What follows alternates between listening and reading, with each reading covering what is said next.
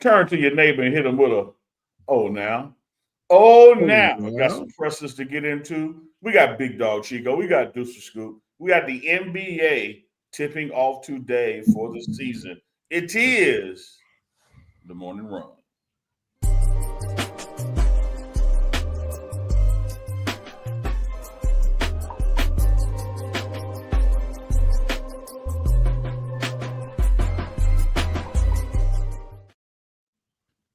Welcome to another episode of the Morning Run. This is our weekday show that comes on at 11 a.m. Mountain Time, 7 a.m. Hawaii time, and 1 p.m. Eastern Time. So if you are sleeping right now, it's time to wake that ass up. And let's get right.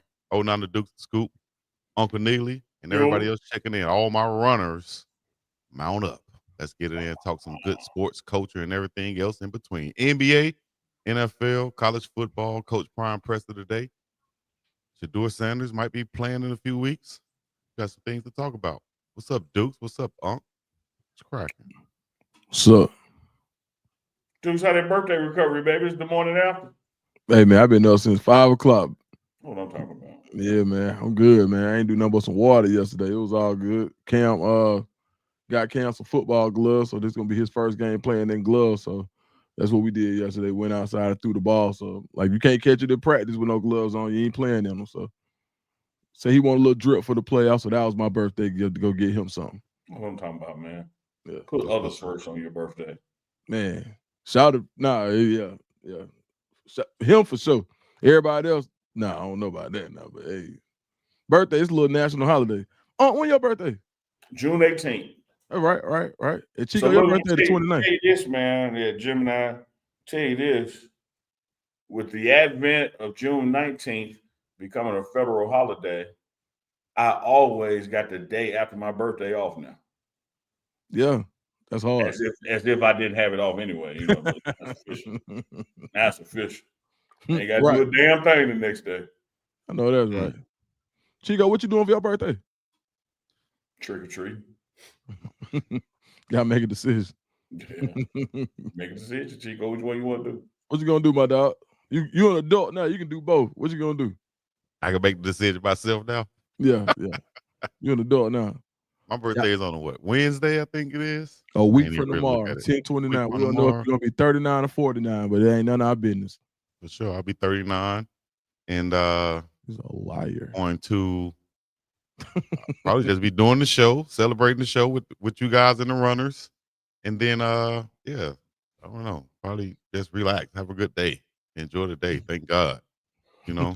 you know what I don't do on my birthday now is go out there. You know how you used to get dressed back in the day, and then you feel like everybody knows it's your birthday, so you go to wherever restaurant and stuff. You want to get treated a certain way, but really you just going out there, Chico, spending money on your birthday. So I'm not going to spend money on this birthday. That's what I'm gonna do.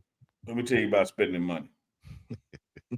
I'm gonna spend some money and fly to Hawaii if I see your old grown ass with some dollar bills safety pin to your shirt.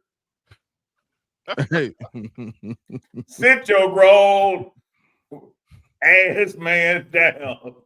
Try to let people know it's your birthday by walking in with some 5s and 10s safety pin to your shirt.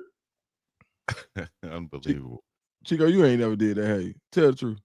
Put money on my shirt? I don't remember it. Hell no. I don't remember. Shit like that. No, that's Uncle Neely do that. Do that 2 days in a row. Walk around the school.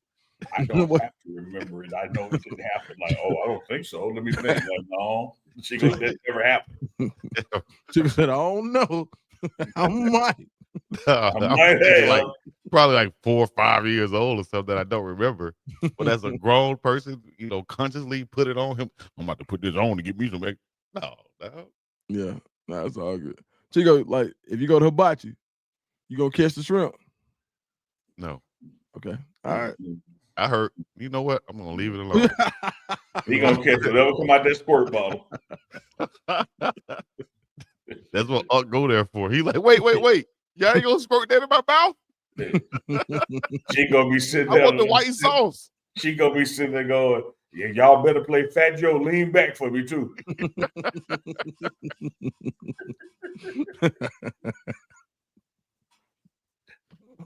Oh man, these guys so damn Hey, silly. boy, Dog. y'all stupid, boy. We agreed to come on here and talk sports and entertainment, and look what we do. But this is First 5 minutes. entertainment, boy. We broke the agreement within less than 5 minutes.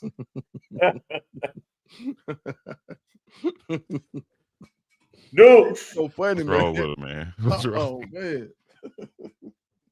dudes, I'm gonna help it out, dudes. I'm gonna help it out. You know, they talk about in your life, dudes, what matters is not the start, not the finish, but what you do with that dash. Right. Right. We got October 21st, 2025 through April 12th, 2026 is the official NBA season. Starts tonight. Lakers. What are you looking for in that dash this season, Dukes? Ant-Man to win MVP. That's a hot take. Went out there with a bowling, baby. That's a hot take. I love it, Dukes. Yeah, it's the year. He came out. He talked to Pops, talked to Jordan in the off season. They said Jordan actually did give him some pointers. And they say Jordan is kind of standoffish sometimes when it comes to, especially guys who may be prematurely crowned by some people. You got to earn it to talk to Jordan, and for Jordan to give him some pointers and him to be outspoken about it, I thought that said a lot.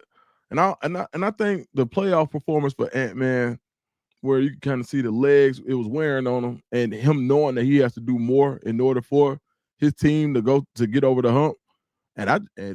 There was a time where you looked at SGA and Ant-Man and said, who's better? But I think last year SGA kind of, especially winning that ring, he's gotten to that next rung on the ladder. So I think this is the year Ant-Man puts it together. I'm hoping it is. Shout out to Oakland City. I like that, man. Chico, that's one player currently that Michael Jordan shouldn't be shunning. He should be embracing, because I'm just like you, dog. Who wear a wristband right there. Favorite, all he needs is a bald head and when the number 23 on. Yeah. So yeah, Mike, embrace this young fella, Mike. And I think that'll be a good situation to see him, compete for that MVP. I think he's right there. Him, like you said, Shay. And I'm going to throw another name in there. And of course I have to. Luka Doncic. That's what I'm going. Skinny Luka. Lakers. Come on, dog. If they win and get to, I say, top 3 in the West, he could be MVP candidate. I'm going Luka. Speaking of the Lakers, matter of fact, before we get there, what you see for the dash?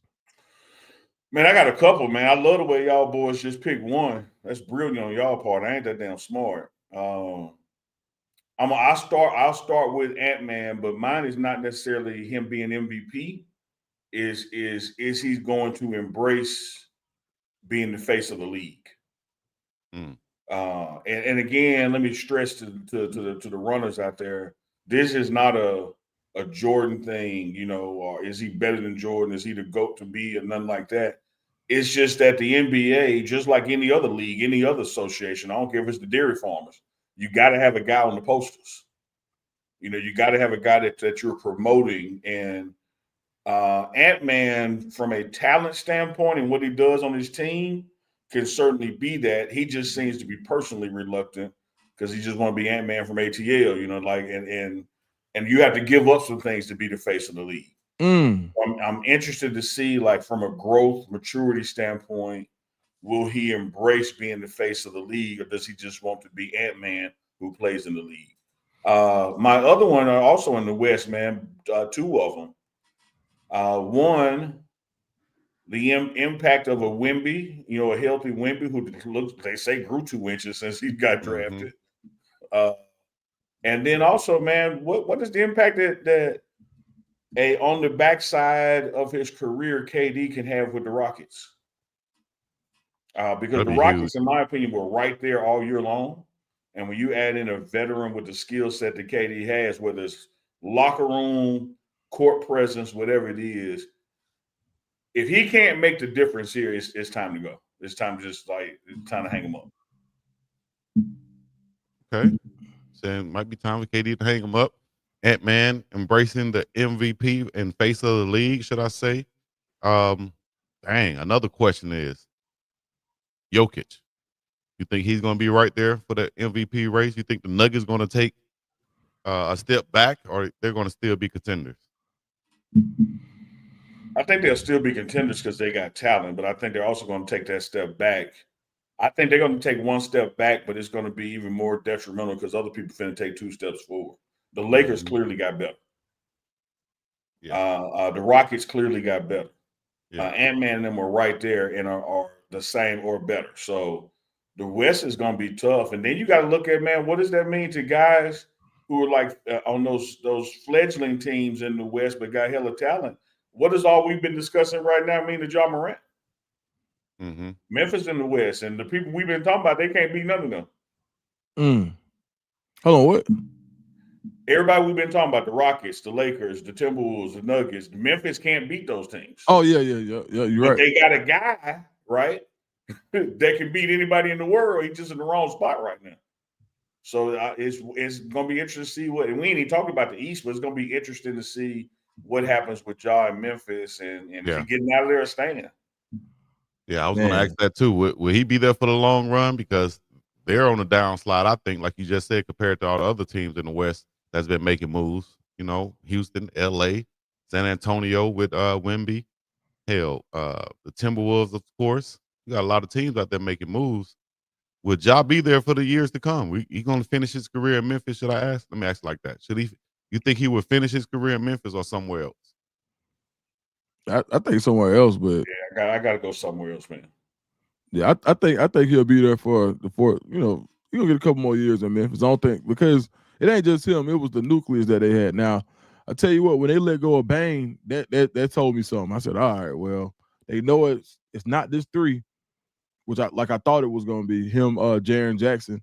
Now the problem is, does Jaren Jackson go play like that max contract player like you paid him, right?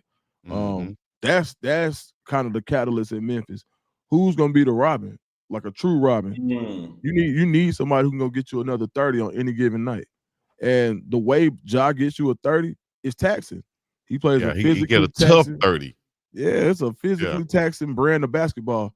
And anytime that I see players who are uncharacteristically athletic early in their career, if they don't develop a skill set to be able to spot up and shoot the ball and get to their shot in 2 dribbles early in their career, they usually fizzle out.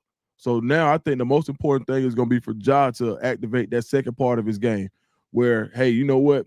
Look, Karl Malone was an athlete, but he wasn't Sean Kemp. But his game translated well into his later years, because it was always built on skill and positioning. Al Horford wasn't a third of the athlete that Noah was coming out of Florida, but he knew, and I'm not just saying Noah was just tearing down backboards, but no, he used to run the floor. He play good perimeter defense. He had pretty good lateral movement. Well, Horford has been able to extend his career because he's a spot up shooter now. And those are the things that extend your career. So I think that's going to be important for Ja. Can he develop that second part of his game? Because Father Time is undefeated. We saw with everybody, and injuries start to mount up. Right. If you don't have that outer worldly athleticism, can you still go get 30? And I think that's going to be the question. It's about the IQ. It's about the skill, like you said. Now that footwork and positioning. I was watching a clip from Michael Jordan last night, and everybody harp on his athleticism, but forget about the skill part. And all the clips I saw last night, they kept just posting skill. These are skill moves. And that's what Jordan had, and that's what prolonged his career also. Just like you said, Karl Malone, and you see a guy like Sean Kemp, doesn't have that same type of production later on in his career because of that lean on the athletic ability. It's all about the IQ, dog. Can Ja transition to that way? And we shall see. And you talk about seeing, Chico, one of the things I know, nobody like the NBA knows how to create these games and narratives that make you want to see. Here we are, the season tipping off tonight on NBC. Hell, it's been about 30 years. But you got the NBA Rockets on NBC. Got the Rockets at the Thunder, game 1. Rockets playing the Thunder, and then you got Warriors at Lakers for the night game. So starting off with a bang, preseason over. Ain't no holding back. All games count. And these are these are four teams, that want to make noise in the West, and they starting off with Western games. So that's good to see. Don't mind those times. That's a Hawaii time right there. But the Rockets and Thunder. Let's go ahead and give a prediction. Who you got in that game? Rockets, Thunder, to open the NBA season. who won last year? The championship. Yeah, Thunder. I'm going to Thunder at home. Thunder at home, banner ceremony, all that kind of stuff. Okay. You got done, Dukes. I go with the Thunder just based on the momentum, and that crowd's so crazy. They've been championship stars. I mean, and we talk about championship star here. They just ain't the team fairly new, so I can't really say they've been championship star like a traditional franchise like the Falcons. The Hawks. Well, both of them, but talking NBA, the Hawks championship starved in Atlanta. So no, I just think Oklahoma. I think that crowd is going to be ready, man, and it's going. And I'm happy for them, man. Any team that gets a championship, everyone that gets one before the Hawks, I'm happy for. Because you can't be no hater and then expect a blessing. With KD coming into the Rockets, man, I think that's just gone beyond the time spent preseason, and everybody don't play a lot of minutes preseason. I think that's going to take beyond basketball practice. That's going to take some real live reps for those guys to find their chemistry. So I'm gonna go with the Thunder at home coming off that win. Warriors Lakers, Chico, the night game. Warriors go to the Lakers. Skinny Luka, as you put it, who you got? Well, first off, I'm going to go ahead and pick the Rockets since y'all picked the Thunder, and maybe the Thunder are still coming a little bit off the drunkenness from celebrating. Well, both of us picked the Lakers in the next one. What you gonna do? Settle down, young whippersnapper. I got you. So I'm going to go with the Rockets to come out there and play hungry. They're going to they got a big team if they start with Amen Thompson at that point guard position and start KD and Jabari Smith. So you could have a lot of 6'11" guys out there on the court. But like you said, they got to mesh together, got to gel together, get that chemistry. But at the end of the day, I think they're going to come out and play balls to the wall, lights out, and somehow they'll find a way to win over the Thunder in their home opener, season opener. Now we go to the Lakers. You touched on something there, man. I love your fact finding as it relates to the team and the perceived starting five for the Rockets. Have the tallest team in NBA history on the floor one time. Amen Thompson at 6'7", KD 6'11", Jabari Smith 6'11". You start Sengun 6'11".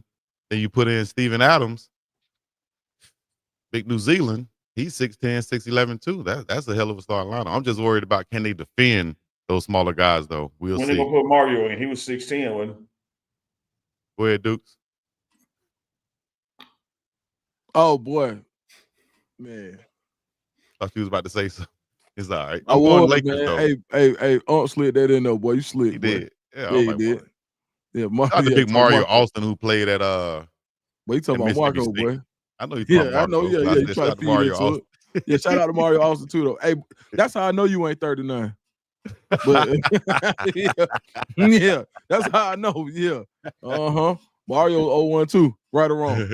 Yeah, I don't know. Yeah, you do. Los Angeles Lakers and the Golden State Warriors. Golden State with Horford and Steph Curry and Jimmy Butler.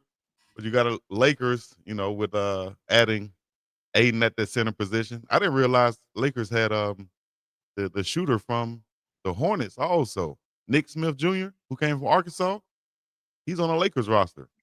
I liked him a lot Hey, Chico, Chico, real quick, what I really was gonna say is last thing I want to get this point across about what Houston did with Kevin Durant. Okay. I think that was just as much for Jabari Smith as it was to win games. They made a decision. You had Jalen Green, you had Jabari Smith, both 2 high-round draft picks, and they saw the potential in Jabari Smith. They brought in Kevin Durant. These guys could have very similar games. Yeah.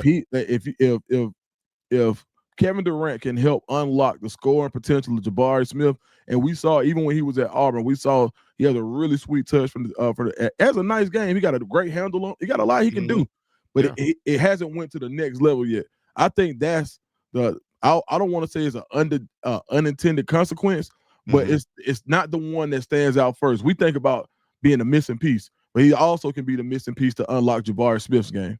Right. I'm glad you said that. That's exactly right. You bring in a guy like KD, a veteran, who Jabari seems to model his game after. He can definitely show him some things. So I'm looking to see you have those two guys on the wing scoring like that, inside, outside, 3-point, wherever. That can be trouble. Yeah, man. They get their shot off anytime they want to. They can have Uncle Neely at the center and me at the point guard. And they're gonna win some games. We've got to make sure Uncle Neely's playing physical down low. Get some rebounds. Hell, stop asking for the ball all the time. Hip thrust. He blocking out. Lord. Hey, can you imagine Chico boxing out? Hey, man, y'all bet with us on MyBookie. Sign up. Go to MyBookie.ag. Like, use promo code TMR. Wings out to block out, not grab your ankles. Chico blocking out, touching his toes. Oh, man. Butt the gut, coach. Butt the gut. You said butt the gut. That is absolutely terrible. You bending over on the court. That's terrible, Unc. Nah, Chico. Hey, somebody come and box me out. Like, what you doing, Unc? Hey, Chico. Hey, when you said you was hip thrust and blocking, boy, that joke so funny, man. I said, this boy hip crazy. Pushing like this and shooting your hip. You did like this. That's the difference. Hey, man, if y'all betting on the games tonight, y'all go to mybookie.ag and use promo code TMR where you can bet, win, and get paid. And on this Lakers versus Warrior game, let's see where Unc and Duke's going to bet, because y'all know where I'm going. Lake Show, I don't care if we playing the Monstars. I'm going with the Lakers. No, let me go to my bookie real quick, Chico. Let me see what this little punch spread is. Here, I don't need me playing around with you. Watch how quick it is. Pause. Hold on, I'll be right back. I got something for you, Chico. Oh, here we go. What do you got for you? Where you going to? We don't bring out no ones. Chico is not denying it. Lord have mercy. I ain't got to deny some of these things that these guys say on this show. I don't know better than that. But no, you really don't, Chico. We just be messing with you. It's all right. Chico, hold on until Friday. What's going on Friday, Von Randall? You know, I'll be missing stuff. It could be my birthday. I'll be like, what's going on? You know your damn birthday is, Chico. Lakers. Allegations whipping Chico. Hey, man. All right. Now look, hey, man, bro, caught this on sale for $59. Not the Nina. Man, the whole Lakers warm up. Yeah. You always finding something for the where you find that at? It's a company that start with an F and end with an S. I ain't gonna say their name because they ain't shot their name. Yeah. They need to holler at us. Yeah, the whole fit, bro. $59, my boy. You can't beat that. I'm sending you the link. Where you gonna wear that to though? Wherever I want to. Oh, okay. I didn't know you could rep the Lakers like that in the ATL. I got on the Houston hat, right? What they gonna say? With all that black and purple be about? Hey, buddy. Hey, buddy. Hawkland over here, fool. Hey, buddy. Hey, man. You got the right plan with the wrong man. You better stop playing. You might want to get on this, man. They got Golden State favorite. Golden State is favored in this game? 2.5. 2.5 points. So that means Lakers just got to win by 3 points, and they cover the spread, and I get paid. Chico, right? You're getting pretty good. Chico. I'm learning, dog. I'm learning. I ain't never been a better like that. No, you've been a better. You just ain't never been a payer. No, I just go take the money. As Dukes is my witness. Now y'all continue the game. Got a collection problem. We ain't never had a betting problem with you. Hey, man, I know who don't have a collection problem. That is the college football. No, college football. Dukes, hold on. Put Dukes on the screen, dog. Come on, dog. Can we get to the show, dog? Let me get Dukes a salute, man. Dukes. That was Dukes. Dude, that was good. You stole around with a nice ass overhand right just as the bell was ringing. And you rocked that joke. You're not gonna get there. Let Chico tell you. College football week 9, top 25 sits as this right here. We went over it a little bit yesterday. But anything stands out to you guys on this top 25? What's your breakdown of it? What you thinking? What's your thoughts? Let me see. Don't go at once. First thought Don't is go at UAB once. knocked Memphis up out of there. That's right. That's what we do. Shout out to them guys. Mm-hmm.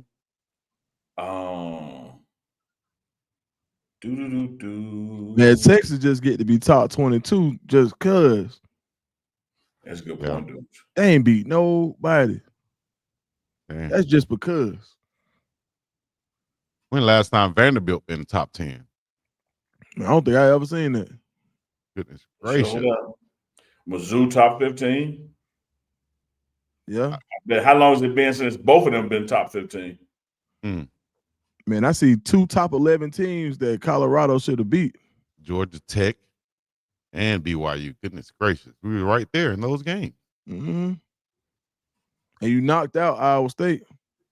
Yep. And you about to beat the brakes off Utah this week. So y'all stay tuned for that. Okay, We'll go 2-2 in this stretch right here, man. Lost to TCU, lost to BYU, but beat Iowa State and beat Utah. We right there in the mix now for the Colorado Buffalo. Got to get bowl eligible. That's the goal, right? Oh, yeah. Get bowl eligible. That is the goal. And for everybody checking in, it is Tuesday. It is Prime Presser Tuesday.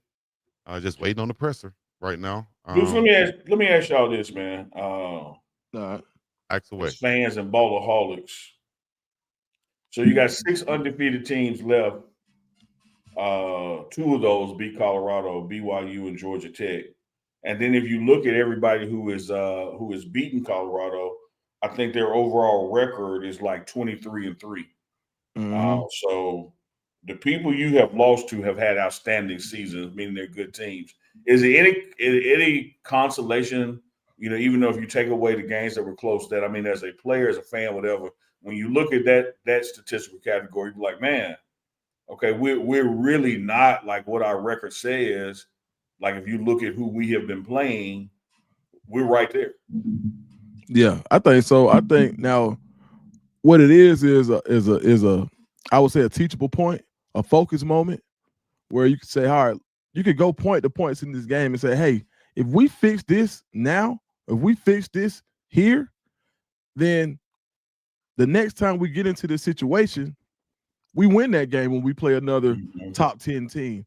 Imagine how crazy that game would have been. It was already crazy, but imagine the atmosphere if Georgia Tech was rolling into Colorado right now. And you had an opportunity to do the same thing that you did, but just change 1 or 2 things, and you beat the number 7 team in the country. How crazy would that be? And I think that's what you got to draw upon.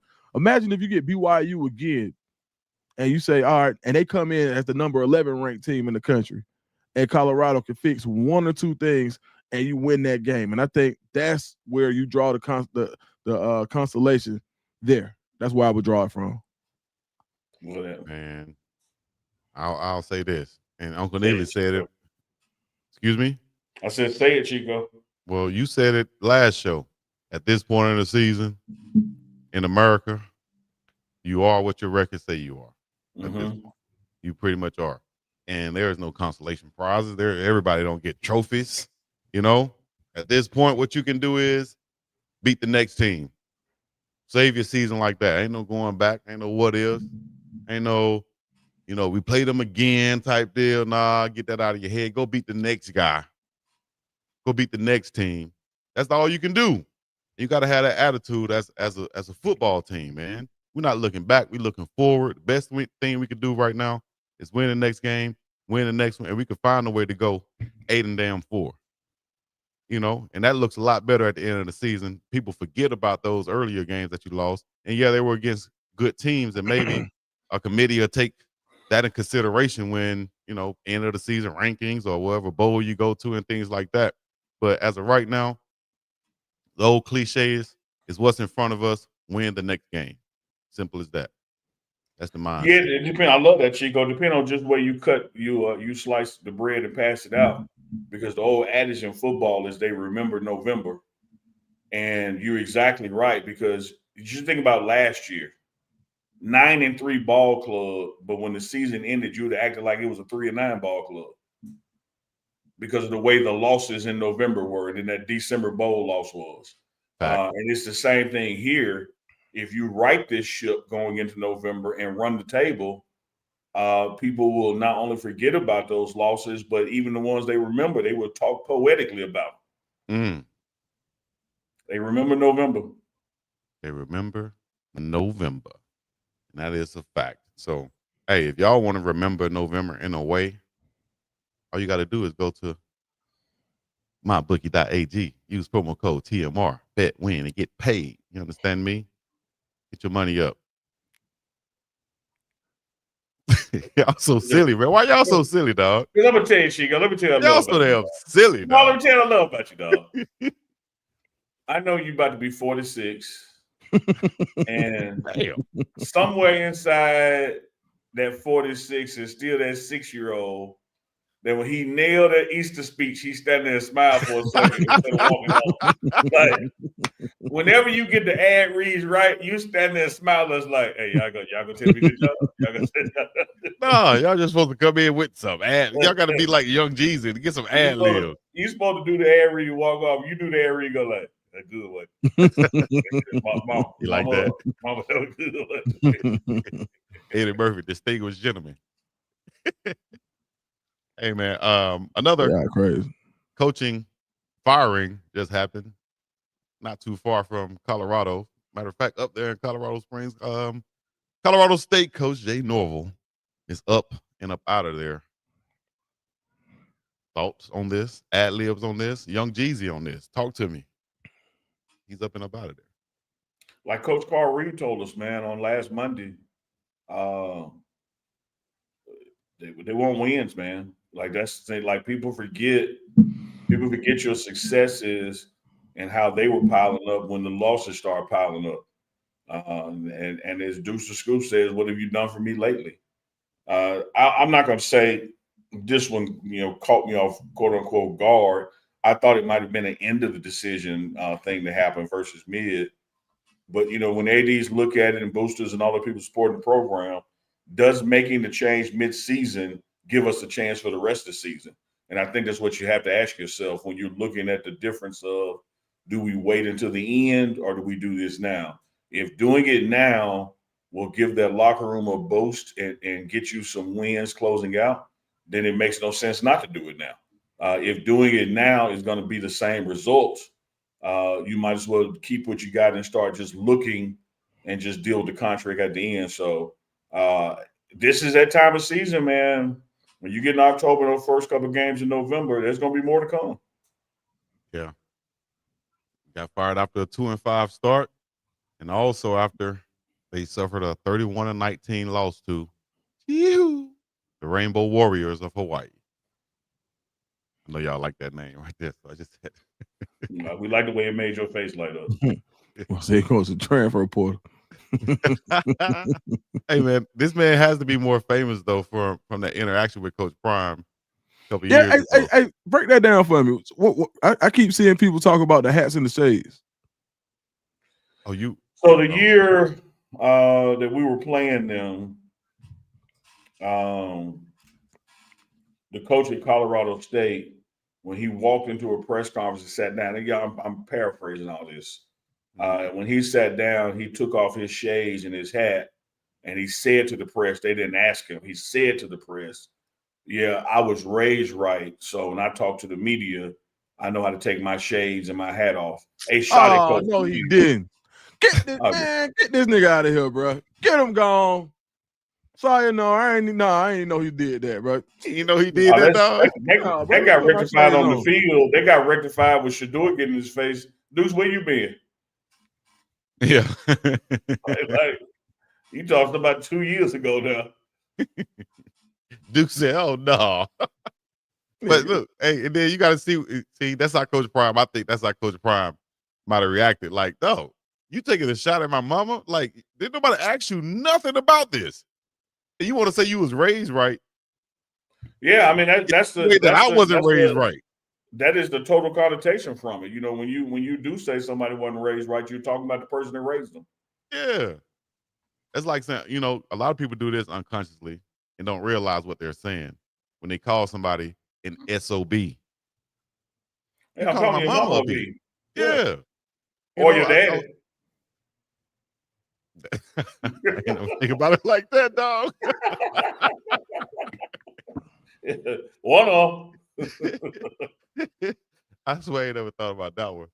Okay. Hey, man, I missed that one. I thought it was about, see, the Colorado State. Man, that was 2 years ago, dude. He just missed it. That's all.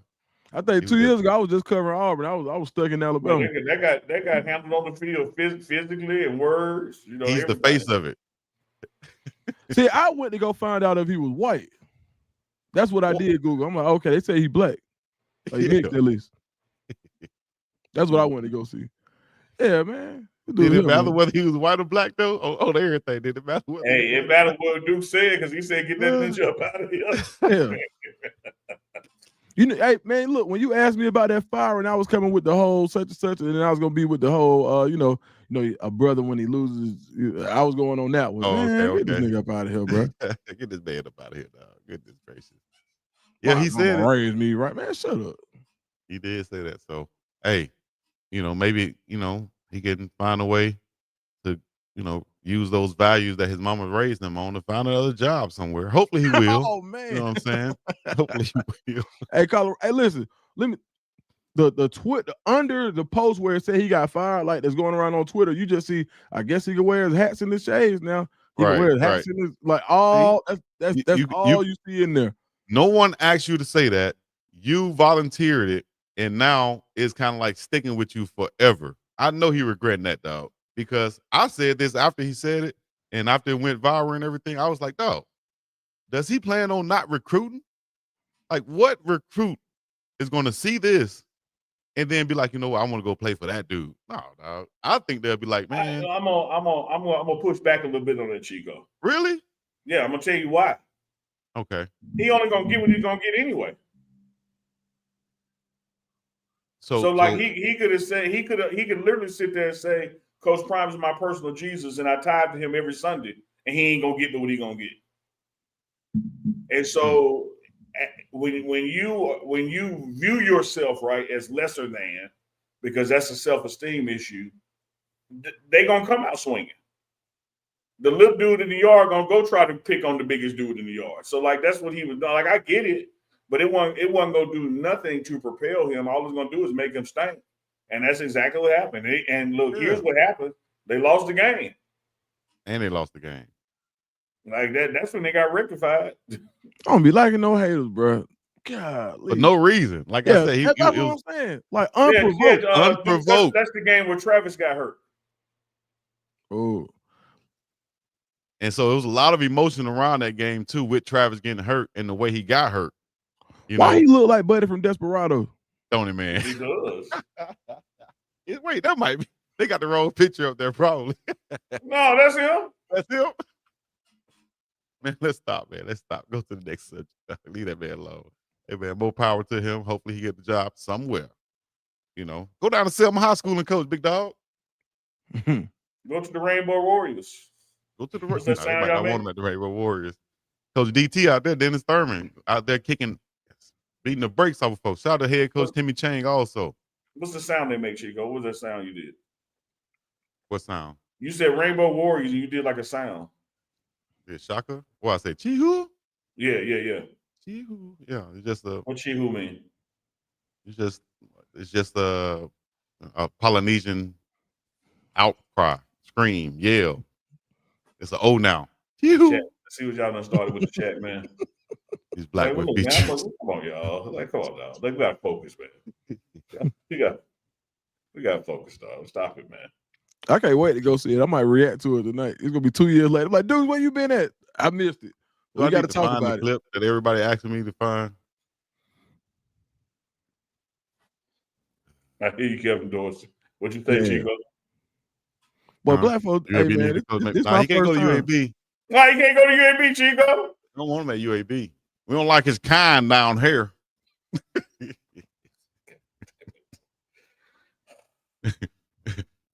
What's up, Chad? Southside, for sure. Southside in the building, College Park. For sure. I don't know. He might be. I think he might be Clayco. From Cobb County. what's that called? All right, man. All right, let's see. Let's pull up this clip real quick. Like I'll play it for you guys. Hold up. You told the world on game day to keep the cameras rolling. Right. You and Jay would meet post game. Right. When Jay was asked about it earlier, he said about what maybe went on or what was said. He said you can ask Prime about that. So I ain't gonna lie. Probably like he want to slap somebody right there. He's like he want to slap somebody. No, I know Shedeur kind of got in between it, but no, I don't. Man, I don't hold. You know, I could be petty if they petty, but I ain't got time for that, man. I'm on to bigger things. I'm happy for the brother. I really am, man. I'm happy that they fought, that they played a good game. I'm happy he's a head coach.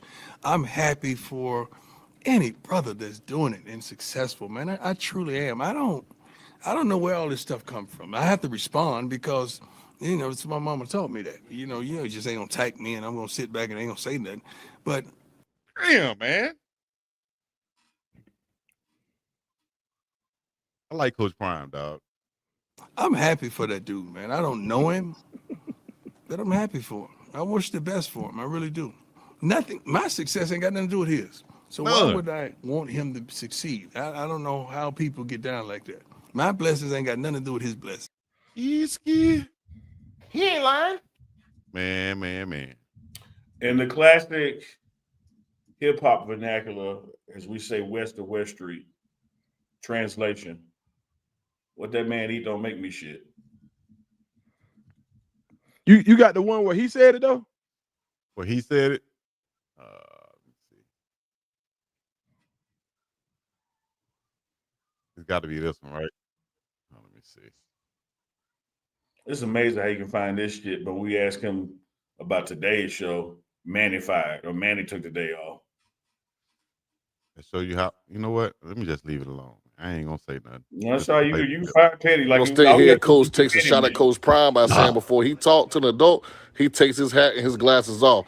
Get in the comment section, let me know what you think. Like, subscribe to this video. Your fellow black head coach on the other sideline. I know this will probably be the only time this year. Unfortunately. All right. Well, I guess I didn't find it the right clip then. It's on YouTube somewhere. Y'all just type in Jay Norville. He got enough for our time today. And yeah. Manny not working. I'm doing it myself. And Uncle Neely is hungry and he's impatient today. Ready to slap somebody. And it won't be me. Uncle Neely gotta go to the airport and get back to Boulder. Okay, that's what's up. All right, well, we're gonna go to the last couple of things we got to talk about then. How about Shador Sanders? It was in the news from a report saying that, let me pull it up right and see if I can pull this up, have this ready for you guys. But did y'all see the report saying that he will be starting no matter what the last 4 games of the season? How true do you think that is?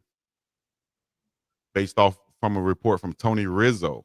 Said I don't know about the report on Tony Rizzo, but I had always predicted that Shedeur would be the guy after the bye week, and they got to be coming up on their bye week. Dude, what you think, dude? Shout out to Rizzo. H to the Rizzo.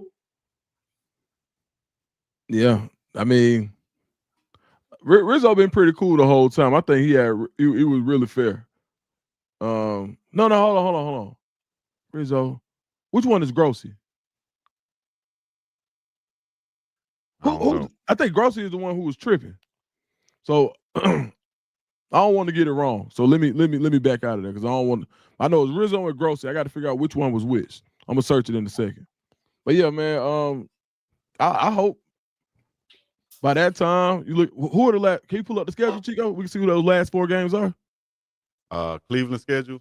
Yeah. Oh yeah, Grossy the one who on the BS. Yeah. So Rizzo been pretty cool the whole time. And even if he had some criticism of Shedeur, it didn't come off like hate. It was like, listen, he's got to play better or he got to do this. But he wasn't given the proper tools to do it. Like I think he had a really even take on the whole Shedeur situation. So we'll see how that goes. But he's super respected. So you got the Bears, the Bills, the Steelers, the Bengals. I mean, when you're in the NFL, you got to be NFL teams regardless. So I think by that time he'll have I don't think you could get a better handle on the playbook. He's got plenty of time to sit and watch. Yeah, I think, yeah. Bears, Bills, Steelers, and Bengals. I'd be down for that. Where we at right now? They got the Patriots coming up. It's This not week. the Patriots that we thought it was. Yeah, Drake May balling. The All boy right, we'll Vrabel. see, man. I'm going to say this. I'm excited. Whenever he plays, I think it'll be the right time, and he'll make that team better. He'll make the guys around him better. He'll make the correct plays, throws, and all those situations. And I think the defense will step up and be balling out behind him also. So I'm excited to see it. But I think they do have to give Dylan Gabriel, which is what they're doing, ample amount of time to play and to prove whatever he's going to prove. A lot of people still say that he's just a career backup. He might have the brain and the IQ, but just they don't think that he has the physical capabilities to be a starting quarterback. That's a lot of takes I've been hearing out there. I'm not gonna be sold on that yet. I still think he could be a serviceable quarterback in the NFL, but I think Shedeur is that guy for Cleveland. If they want to elevate their game and do something that they haven't done in the last 30 years. Hey, is Coach Prime on yet? With us? Oh, no. Not that I know. Let me see. I think he is. Yeah, we've been looking up Jay Norville. Yeah, I think Coach Prime is on. Let's bring him up. He gone. Nah, he ain't gone. He finna start right now with us.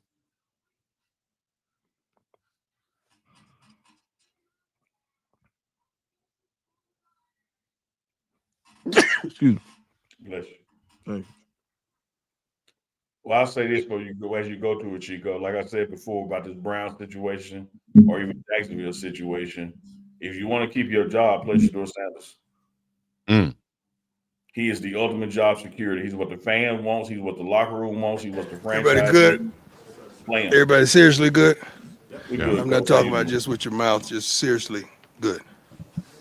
We live in a day and a time where people fake it all the time, don't really say when they're hurting, when they're bleeding, when they're dealing with something, because everybody in here, and the commonality that we share is we're all dealing with something.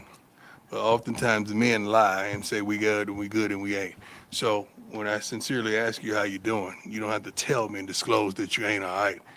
But I'm praying for you regardless, because I know you're praying for me.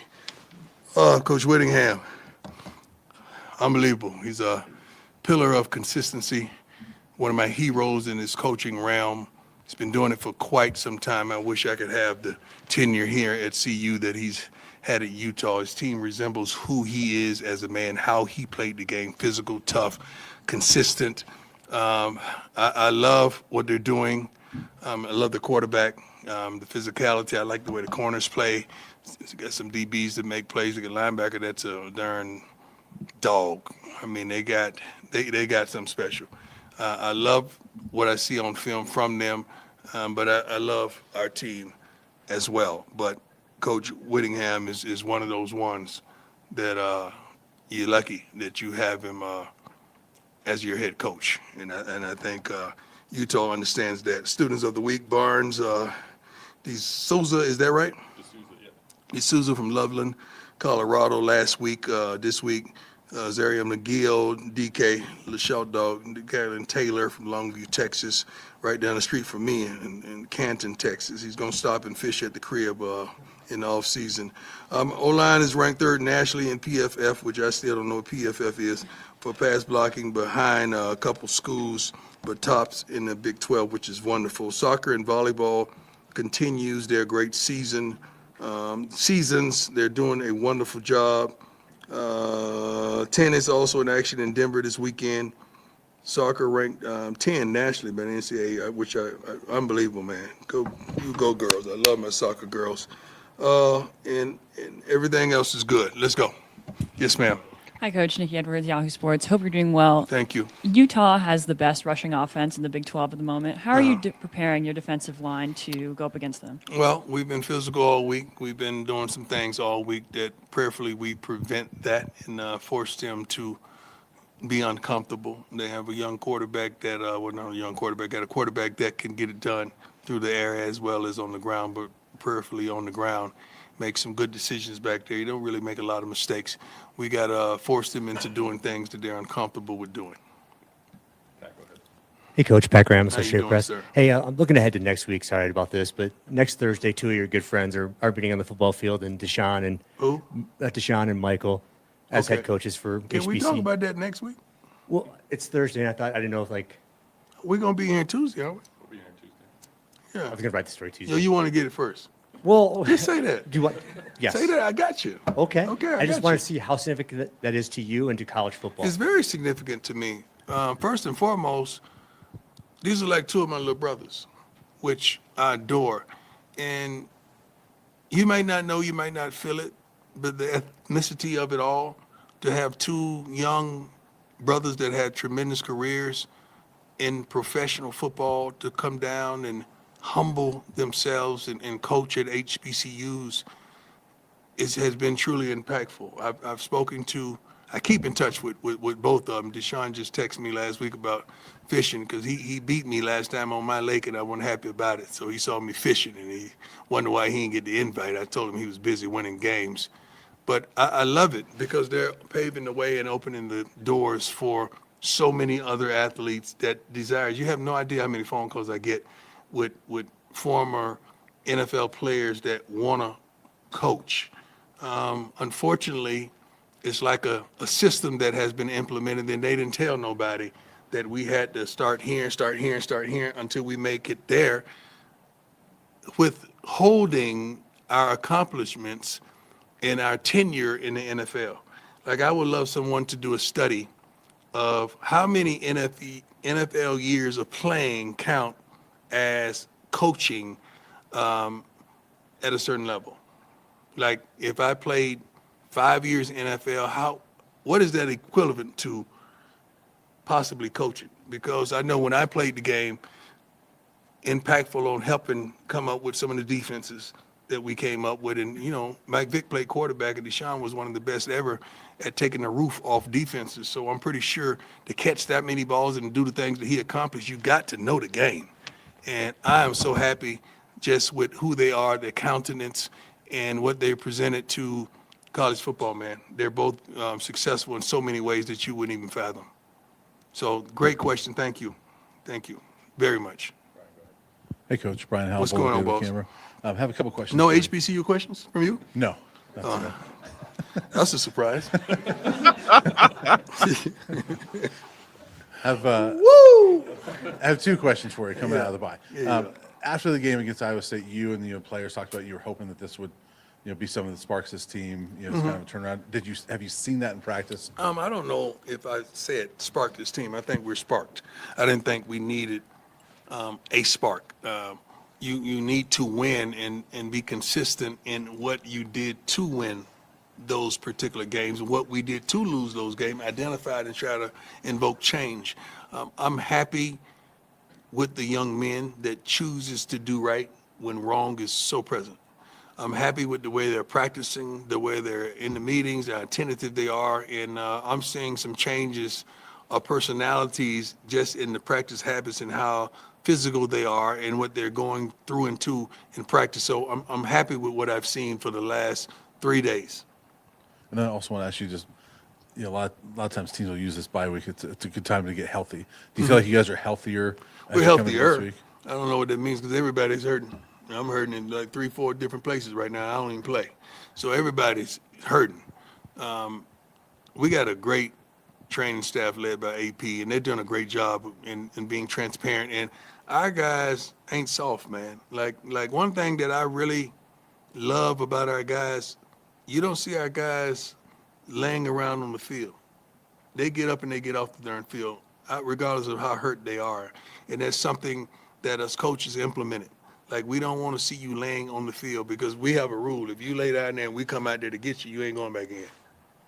You ain't going back in. And our guys do a pretty good job of it. And some of them have leapt off the field and they beg to go back in. And we got to protect them in their lives, not just the football of it. I want them to be healthy young men when this is over. Good Coach Jack Carlo. Jack Carlo. How was your bye week? Thank you, Jack, for asking. It was great. I went to Texas. I enjoyed myself. Fished like crazy. I caught a turtle one time by the foot. I don't know how that happened, but he's no longer with us. He was a big turtle. He's no longer with us. So. Were you in Estes too? I think I saw. You know what? I went to Estes last week. I couldn't get out of the car because of the prominence that God afforded me, because I want to get out and walk the streets and, do a little Esther shopping. But I seen all the, what you call those big things? The moose, elks. What's a moose? He's bigger? I'm black, okay? I don't know elk, moose, deer. Like, they all like family to me.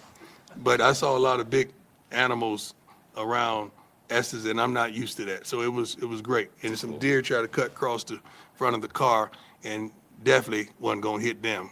That's all I need, a brother hitting a deer. And Estes, hey, no, not going to happen. It's a cool area. Yeah, it's a great area. I love it. I want to go back. Yeah. I wish do they ski there? They don't have any I don't ski think they have a places? ski in Estes. Because I saw the lifts, right? I saw the lifts. Yeah. Yeah, I Around saw there. one of those. Those are things that black folks don't do. I went to the lift line and just to look. The gondolas. I didn't see us represented there. Going back to football. Oh, Lord, help me today. I don't know why I'm in a silly mood today. Let's go. I'm sorry, Jack. Kind of similar to Brian's first question. Like, obviously, you want to create your own momentum as a team, but how big can momentum be kind of moving forward after that Iowa State win? Tremendous, because you got to understand, you believe. You believe. The thing about it, we played this team a year ago, and we were successful. So let's start right there. We believe. It's not like we're going into that game not believing that we can win, because we've done it. So we're going to try our best to do it again with a greater margin. That's the game plan. That's how we go about it. They're a good team, well-coached team, and I love everything about them, but we're going in there with one thing in mind, that's to come out dominant. Hi, Coach. How you doing, sir? 7 Sports doing well. You had Chidozie Wanko back on campus, Yeah. and he had a very strong message for the team. Yeah. What does that do to have a guy that's was on the program last year come back and speak to the guys in that tone? For me, in my perspective, that's to shed light on areas that are dark.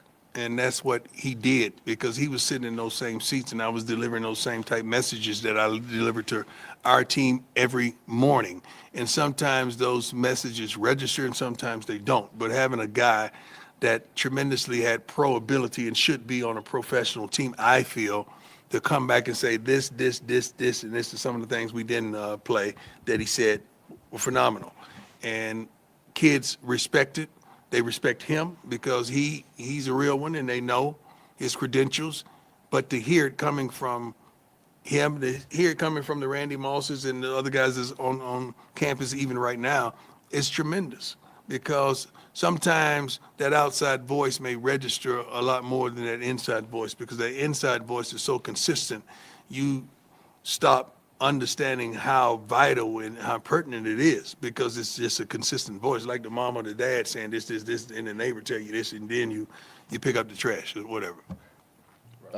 Ron Scholes from Ralph Report. Dampier, Utah's quarterback, got a little bit banged up last week, and yesterday Coach Whittingham said that there's a distinct possibility that the backup Bird Ficklin starts in his spot. What challenges go into preparing for two separate quarterbacks? We're not.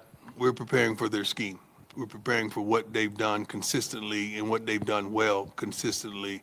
You don't want to get into that. Now we got to prepare for this. Now we got to be, we'll make adjustments if that happens, and do a research and a study on this particular quarterback. But right now we're just preparing for what they do well, and what they do well, they really do it well. Hey, Coach, how you feeling? What's going on, boss? Not too much. Scott Proctor at DMVR. Coming out of the bye week, what would you say parts, facets of your team are you kind of most looking forward for improvement? Kind of come out the bye with the week. Several positions. I don't want to identify those positions, but it's probably the same ones you've been criticizing. I'm looking for improvement in those positions, consistency in certain positions, and I give them statistics all the time. When we do this, we win. When we don't do that, we win. When we do this, we win. So they understand in its totality of where we are and how we feel and what I'm thinking. They're never in the dark of how I feel about what's going on here inside the locker room. And then just one more. I was curious your thoughts on, we saw Ben last week dress up as you for Ben is practice. good. What were your thoughts on that? Ben is good. Ben has a lot of Shiloh in him. They Oh, the were wide one for dear him. friends when they were here. Ben, first of all, Ben is one of the smartest young men on the team. You got to understand his studies and what he's doing in his personal life. But he has a career of entertainment if he don't make it in football, because Ben is so smart, so intelligent, so energetic. He's everybody loves him. The cafeteria should be named after him. That's where he puts in his most work, as well as on the field. But he's one of my favorites, man. I think I brought him up to the office the other day and gave him a bunch of shoes and, clothes and stuff like that, because he's my guy. Works his butt off every day, does not have a bad day, energizes everyone, smart as a whip, make sure everyone is right where they're supposed to be on the field. I love him. I'm looking for several more Bens. John Treach, 9 News. Coach, during this bye week, were you able to maybe get a big picture perspective of your program, from a wide angle lens and where you are, where you want to be? Yeah, it didn't take the bye week for me to get that perspective. I mean, I get that perspective every day. I know where we want to be. I know what we should be. You know what we could be, but I know what we should be. And am I ecstatic right now with where we are? No, but I'm not upset either, because I know what we have in that locker room and on this coaching staff. Could we be better? So much. Should we have won several of the games that we lost? Yes. I can't identify one game that team was better than us and they kicked our butts. I can't identify that. So I'm not happy with where we are, but I'm happy with where we're going, because you got to think about the improvement. Did the offensive line improve? That was the biggest thing you guys criticize all the time. That line is I just said, is ranked third nationally PFL pass block line, 2 teams. That's phenomenal from a team that's coming from a deficit at that position. The running back position, I think during every back we've put back there have had their light and they've shined. And we got a couple guys banged up that one will be coming back, but shoot, Draylon is shine. Cam is shine. Like, those guys have showed you burst of consistency that they can. Micah and all the other ones that have done a tremendous job. The receivers, you see, well, I don't think we've dropped off from a year ago. At tight end, he's very capable, more than capable. A couple of those guys can really get the job done. Quarterback, we need a little more consistency in that. And Caden had a great week last week. I think he was recognized one of the top-ranked passers nationally after the last game we played. So that's phenomenal. On the defensive side, when we have to, we need to all the time. We're shutting down the run at times. We got to be much more consistent at the linebacker position as well. We got to make plays in the secondary. I just tell you that guys that all the time. So special teams are special, truly special. I think we upgraded that in its totality from a year ago. So that was a quick picture of what we're dealing with as a team. And at certain positions, we just need consistency.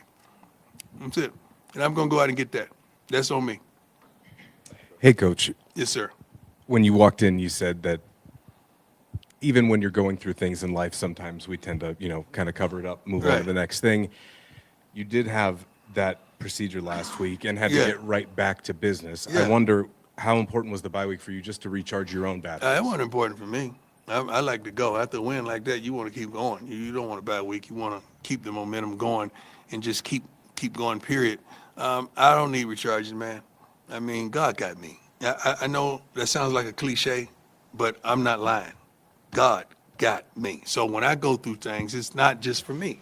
It's for others to glean from and say, you know what, if he could fight through that, I could fight through this. If he could walk through that storm, I could walk through that storm. That's what it's for.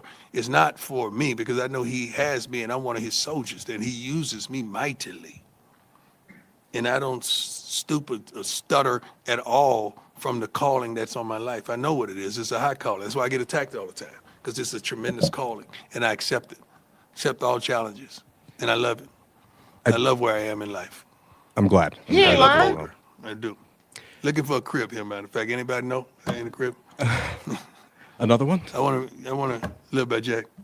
I really do. I did want to ask. You in Loma? Yeah. We got to have dinner, dog. I can't tell you where I am on national television. But I'm comfortable. I'm comfortable. I drop by and scoop you. All right. You know, I'm gonna blow one time. You got to come out now. Huh? You went to Silver Creek? I don't know what you're talking about, but I'm just I'm not that familiar with Longmont. I just know how to get it working back, and I got a few restaurants I frequent. Tremendous. Okay. I did want to ask you about somebody we asked you Blow about one last year time, dog. briefly. Yes, sir. We asked you last year about Shohei Ohtani going 50-50, right? Oh my God. And the other I night, just saw him hit a bomb the other night, right? well, he went through 6 innings, struck out 10, and then hit 3 home runs in the same That is game. ridiculous, man. He did what? 6 innings, struck out 10, and then went 3 for 3 at the plate and hit 3 home runs in a Can closeout they just game. hand him the MVP during the game? I was going to ask you if you think that's the best individual performance, maybe not just in baseball, but for a single game in sports history. Yeah, because he's doing something that's unfathomable. I'm not going to say sports history because I can't recant everything that has transpired in sports history. I've seen some wonderful tennis matches. I don't really watch golf, but I've seen some wonderful things that has transpired in sports that it's hard for me to say that, but that is unbelievable, man. Unbelievable. It's so funny because when I'm in the cafeteria, the baseball games are on, and I'm thinking, dang, I really used to do that. But it's unbelievable. Everybody's throwing 95 and over now. like everybody's launching, they hitting bombs now. It's unbelievable, man, what this game has gotten to. But I like it because it's faster, it's quicker, and you're allowing it's many more guys. I hope he opens the door for others because there's many more pitchers. Not more, that don't sound right. Many pitchers that can do both, but they're never allowed to do so because they put them in a pocket and say, you just need to do that. So hopefully he opened the doors for others. We good? Hey, Coach, Jake Schwannis, DMVR. I wanted to ask you about Cam Michael. Just, what have you seen from him just over the last 2 years, those injuries he's dealt with? And He dealt with a lot of injuries, which has put him behind the 8 ball. Whenever we put him, he works his butt off and gives us everything he has, whether it's special teams. Now he's at running back. He was at receiver. He's been at safety. I can't wait to the spring because we really identified what we think he is. And he definitely going to still have an opportunity to play both sides of the ball because that's who we are. But we want to see him a little more on the defensive side as well. But the kid is a baller, never complains, practices his butt off when he's healthy. Great kid. He's one of those type of kids that you want in your program. And I love the way he goes about life and the way he goes about the game. Great kid. Thanks, Coach. My dog. I didn't know you was there, man. I got you, dog.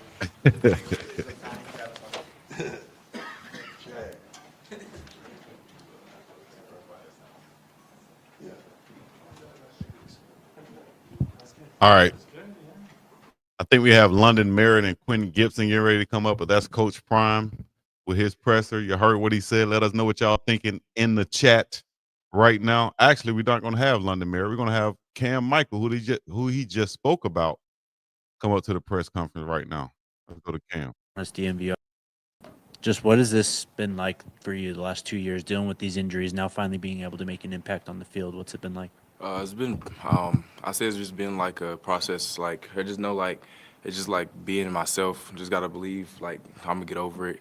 Because I know, like, being with my broke hand and having injuries, I just felt like I should have just take my time. Because I've been going in and out of this. And then, like, my coaches and stuff, they believe in me. So I just got to believe in myself because, like, confidence issues could happen. And I just stay with it. And so now I know just my time's coming. So I just got to play. Hi, Cam. Adam Munster Tiger, 24/7 Sports. We saw you in the backfield last game against Iowa State. Is that a role you're pretty comfortable in after playing a lot of quarterback in high school? Yes. That's what it feels like now. It feels like more like just like when I was in high school and stuff. I just got to get comfortable with it. So, because I've been at receiver like the past 2 years and stuff. So, and I've been moving around with different positions. I just feel like just getting more comfortable every day. I've been doing a lot better. So, it's more like a process type of thing. Hey Cam, Harrison Simeon, Buffs SI. When Draylon Miller was inserted in that position that you took, and then he went down with the injury, was that something where you raised your hand and kind of seized, or was that something that the coaches went to you and were like, we're going to put you in this spot, and that's how you got your opportunity? It's kind of I would just say like, I was just waiting on my time to come. I wouldn't really say it. I was just like, I'm ready for it because anything can happen. So at that time, my coaches was talking to me after the TCU game about it, and so I was just waiting for it to come and actually do it in practice and stuff. And it's been doing really good. I've been really doing good at it, so I feel really comfortable with it. Hey, Cam. Brian Howell, the Daily Camera. Coach was just talking about you also playing safety and doing a lot of special teams as well. Have you enjoyed moving around and playing a lot of different spots, or is there part of you that would love to focus on one? It feels good to do a lot, just show my versatility, because I wouldn't put my own self in one position. I feel like I can do a lot, so I just say, like, wherever the team can put me at, and I know I can see that, let's do it. Really. You ready to go at any spot? Yes, any spot. Jack Harlow with Buffs on SI. Just kind of similar to that question too. Just what has it been like for you to get an opportunity to play multiple roles? Because obviously, Coach Prime has allowed guys to play on both sides of the ball, and kind of like Draylen Miller types too. Just how cool has that been for you to get a chance to play multiple positions? It's been feeling good. That's another reason why I came here too, so I can show my versatility. Because I know Coach Prime, he's like a guy I know that could really do it. So I know that when I came here, I was just like, I had to show, like, at a position that I can do something, and then at another position I can do it too. So there's no, when like the time comes and they need me in that position, I know I can do it, and he knows I can do it. I want to ask you just a team question, just coming off that game against Iowa State. Some of the guys we talked to after the game said they're hoping that could be a spark for this team. Have you seen that in practice and just in the locker room, that maybe guys are taking some confidence from that, knowing that you guys can finish a game and beat good teams? Oh, yes. I just feel like I feel like everybody's starting to buy in now. Like, I just felt like maybe it's just a little bit of people, like, it wasn't believing. Like, I didn't know how words believe all the time. So I just felt like now, like, ever since we got that win, especially during the game, you could just kind of tell with, like, everybody's momentum and energy, you could tell it's a shift. So I feel like after we started actually, like, stopping, like, the big downs on fourth down and stuff, everybody actually started to believe and saying, yes, we really can do it. Because me personally, I don't really feel like we should have lost all the games that we had, because I feel like, me personally, we're the best team in the nation. Hey, Cam.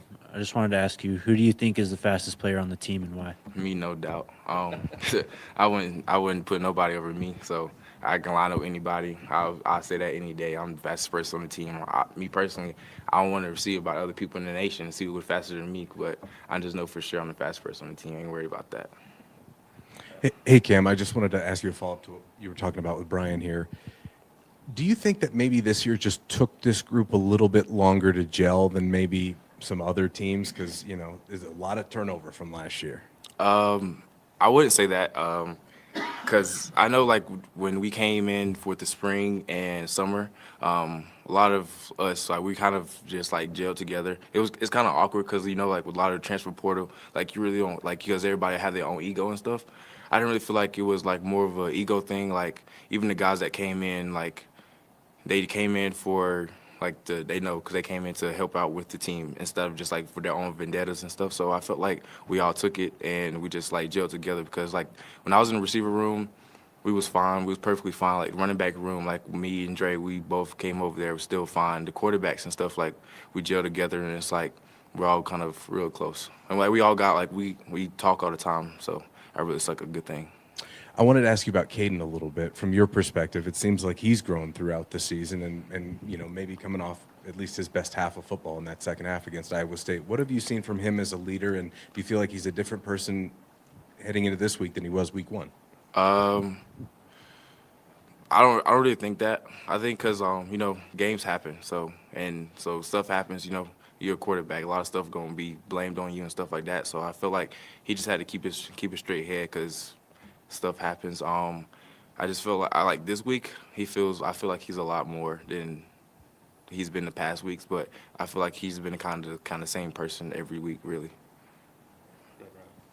Being here for the last 2 years as a two-way player, you've played alongside a lot of really talented guys. Has there been a guy who has you've learned the most from or made the biggest impact on you?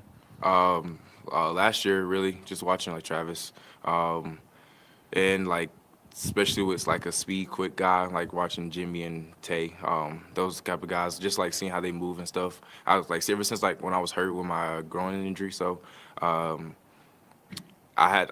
could sat back and, like, watch and actually learn, and I feel like that helped me more than a lot. And so, like, that's why I feel like with my injuries, I felt like it was like a God thing. I could sit back and watch and pick up on what was actually going on in the game instead of just, like, actually doing it. So my time just been, like, processed. I feel like that's a lot better to help me. Anything else for Cam? All right, thank you, sir.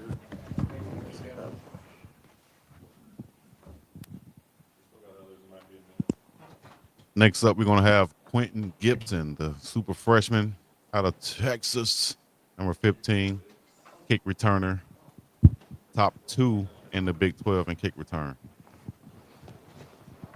Quentin Gibson. Matt, go ahead. Cam just said he was definitively the fastest dude on the team. Do you have any response to that? Cam is not faster than me. He probably second though. Is that right? You think he's probably second? Yeah. And you're definitively number 1. Yeah. Y'all let us How's know it in the gone chat for you in who's your faster, freshman year, Cam kind of coming or Quentin? along, you know, started out special teams. Now they're starting to work you into the offense more. Are you starting to get more and more confident? Yes, sir. It's like getting more comfortable with the game, you know, relaxing more, like letting the atmosphere like not control me. Like the pressure's off now. Harrison, go ahead. Hey, Quentin, Harrison Simeon, Buffs SI. Coach Primus said earlier in the season that you've been several times where you're this close to breaking one of those kickoff returns for touchdown. Do you feel the same way? Yes, I feel like it's coming soon. I feel like I could have had a couple, but I messed up a little bit. Anything else? Go ahead, Matt. I was going to ask you, obviously there was a play against TCU. How was that handled by the coaching staff, you know, punt return, you know, the kind of drilled Cam right in the back there. How was that handled? How did you handle it? And from a coaching staff perspective, when they came to you, talked about it, what did they say with you? I was kind of down on myself, but my teammates and my coaches came in, like, boosted me up. Like, they said, like, we didn't practice it a lot. Like, we're going to practice it more, get into it. Hey, Quentin. Jack Harlow, Buffs SI. This past week during the bye, you guys had a scrimmage on Wednesday. Performed pretty well at just, what do you think that kind of did for the team and some of the guys who haven't maybe played as much on game days? Sure, it's giving them an opportunity to show what they can do so that they can be on the field too.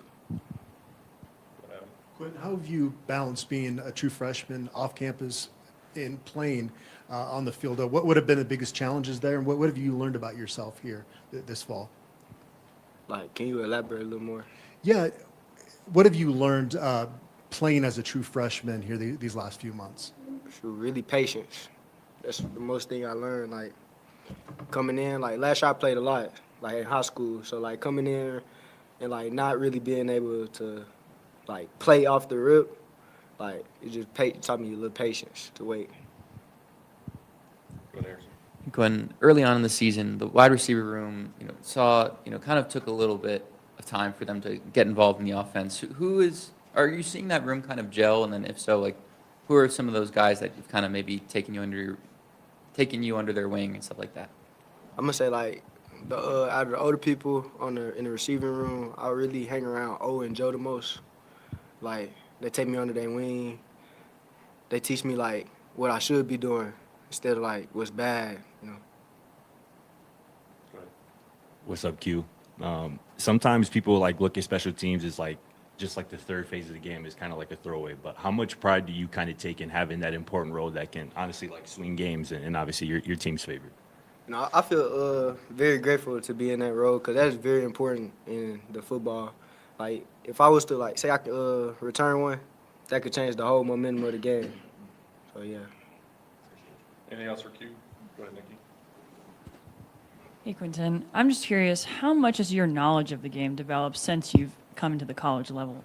It developed a lot more. Like, in high school, I was really, like, playing off talent. Like, now I get more in depth, like, what this DB gonna do? Is he gonna shoot his hands and move his feet first? Just become a student of the game more. All right, thanks, Q. Appreciate you. Quentin Gibson. Now let's go to the pass rusher out of Atlanta, Georgia. IMG Academy, number 44, London Merritt.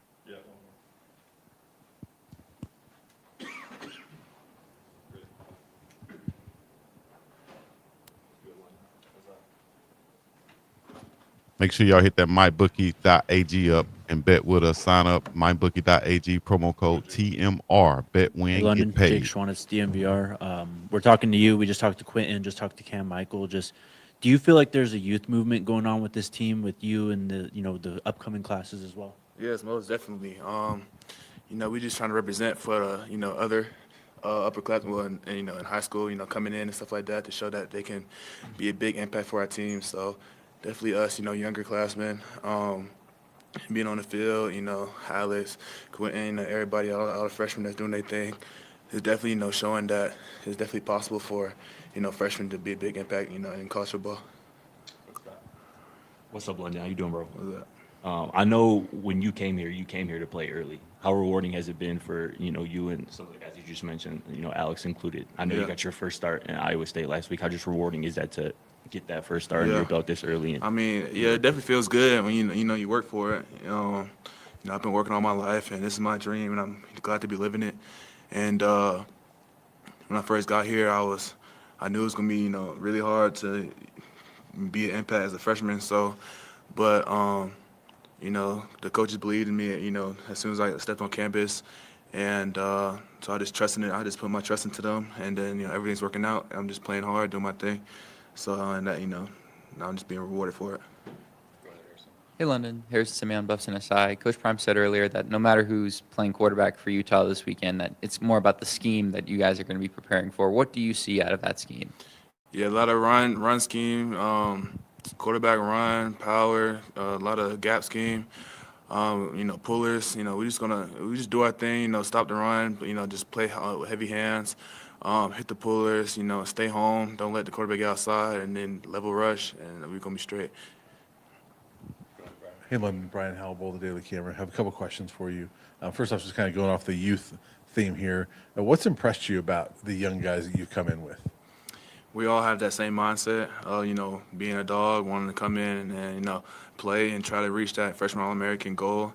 And that's it. We all just have that, same dog mentality. We all come from, very top high schools, nationally ranked high schools. And so, yeah, I feel like that's a big part of it, too. We already are in that, kind of situation where we always want to be on top.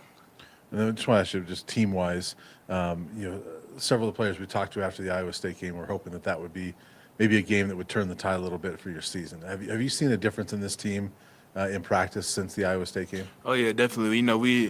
We definitely, flipped the switch. And, I feel like everybody's going to start seeing that throughout the season. And, that game was the turn point of our season. And, practice is definitely, we working hard, harder than we ever worked. It's getting heated, but, at the end of the day, it's all love, and we know what we've got to do. Hey, London, I'm Jack Harlow with Buffs SI. I think before the season, Coach Prime said that freshmen are kind of the foundation of the program. Just what does that mean to you? I mean, it's kind of like we are. I mean, it means it's good to know that we the foundation, because we are here to build and just setting a prime example for other freshmen coming in. And that you're going to have to work, to get on the field. And when you get on the field, you got to do your thing. Because, one thing Coach Hilo says is shouldn't be a drop-off between the ones and the twos and the threes. So everybody that gets in the game should be able to do what they got to do. And should be no worry about whoever's in. Hey, London, stepping in year one and having the kind of, impact that you are, the success that you're having, does that motivate you to then go even harder here moving forward, knowing where you're starting from, which is already ahead of a lot of other guys your own age? Oh, yeah, sir, of course. Yeah, definitely. We're not a lot of freshmen out there are, getting an opportunity I am, but so I definitely, want to take that opportunity and make the best of it. That's why I work my butt off every day. And, I have, people, rooting for me, and I got, a lot of family that's rooting for me and making sure, want to see, me do good. So I got to put on for them too. So, yeah. The other thing I was going to ask you is about your perception of Colorado before you got here, and then how it's changed since you've been here. Yeah, I mean, before I got here, I was thinking about it, like, it was really similar to IMG, where I was at. The schedule was almost identical. And then, but yeah, coming here is just, I feel like it was just college in general that, was a big difference. from high school. He's a lot faster, a lot bigger guys and things like that. So yeah, when I got here in the spring, it was definitely like a hit in the face. But I adapted well, and I started to just keep working every day, got 1% better every day, and then that leads to where I am now.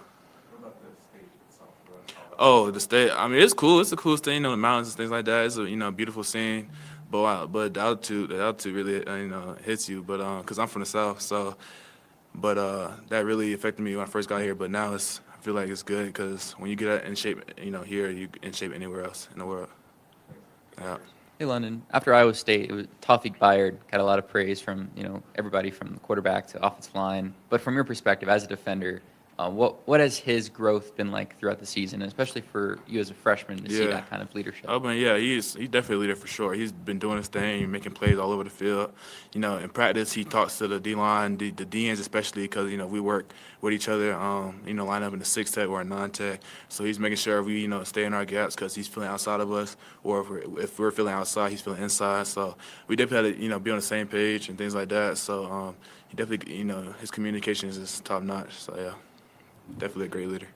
Hey, London. Colorado's offensive line has been one of the most successful in the country right now. What is it like in practice going up against them, and how has it developed your game? Oh, it's great. Yeah, I'm getting better every day, especially going against, Jordan Seaton, every play. He's making me better, and I really appreciate that. So, just going against them, if I'm doing my thing against them, I can do my thing against any other O-line, in college football, period. So, yeah. Hey, London, Pat Graham, Associated Press. I know you have a lot of star power and coaching ranks there with Deion and everybody who comes in. But when a player like Shedeur comes in and you hear from him, does it carry a little more weight? Do you listen a little closely? Yeah, because so I got here. I was here for the bowl game in December, so that's when he was still here. So I've kind of built a little relationship with him. Then so he kind of told me some words back then too. So definitely seeing him back was great, and then the words of wisdom from him was definitely motivational and made me want to go even harder. Anything else for London? All right, thank you, sir. All right, cool. Appreciate you.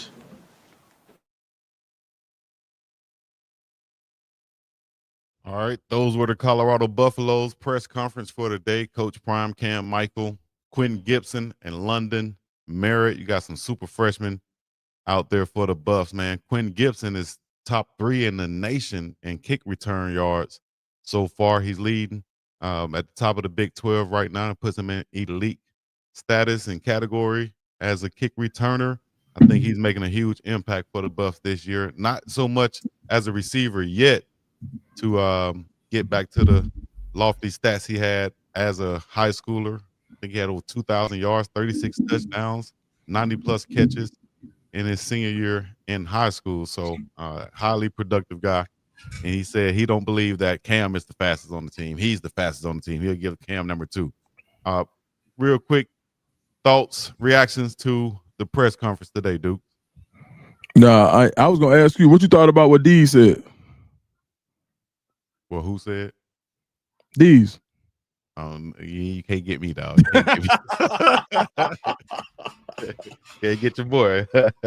Nah, but seriously, man. I thought, man, Coach Prime was a ref for him once again. Probably, man, MDJ Originals, right? Yeah, Man, that was dope. Jackie crazy with the jacket, right? He ain't lying.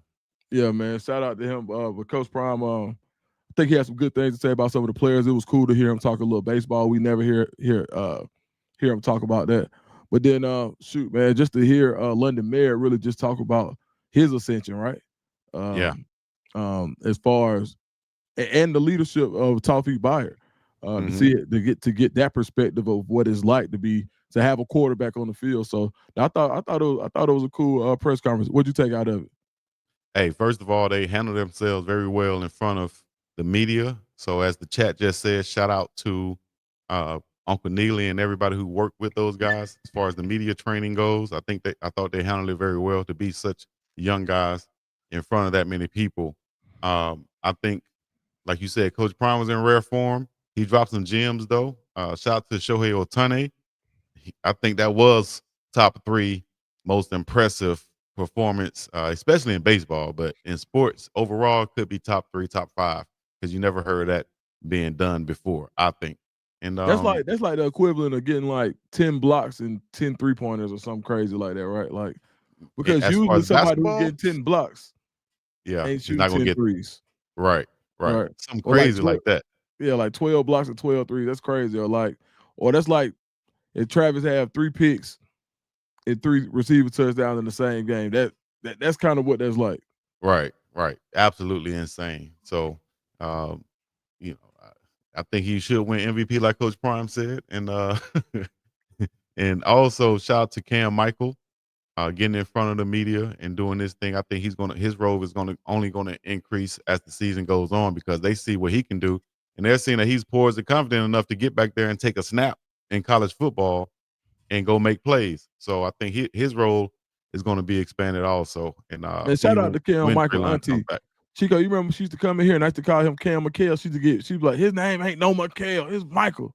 It's Michael, yeah. Shout out to her. Yeah, Shout out she's to his mom too. She's a realtor in Georgia. Shout out to her.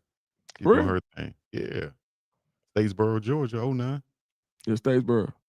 Hey man, let's get to 300 likes before we get up out of here. We appreciate y'all supporting us, checking in with us as we stayed on now 30 minutes past the mark, doing what we do. Shout out to Chidozie Nwankwo, who came back and made some statements to the team and told them, and you know what? Let me speak on this real quick.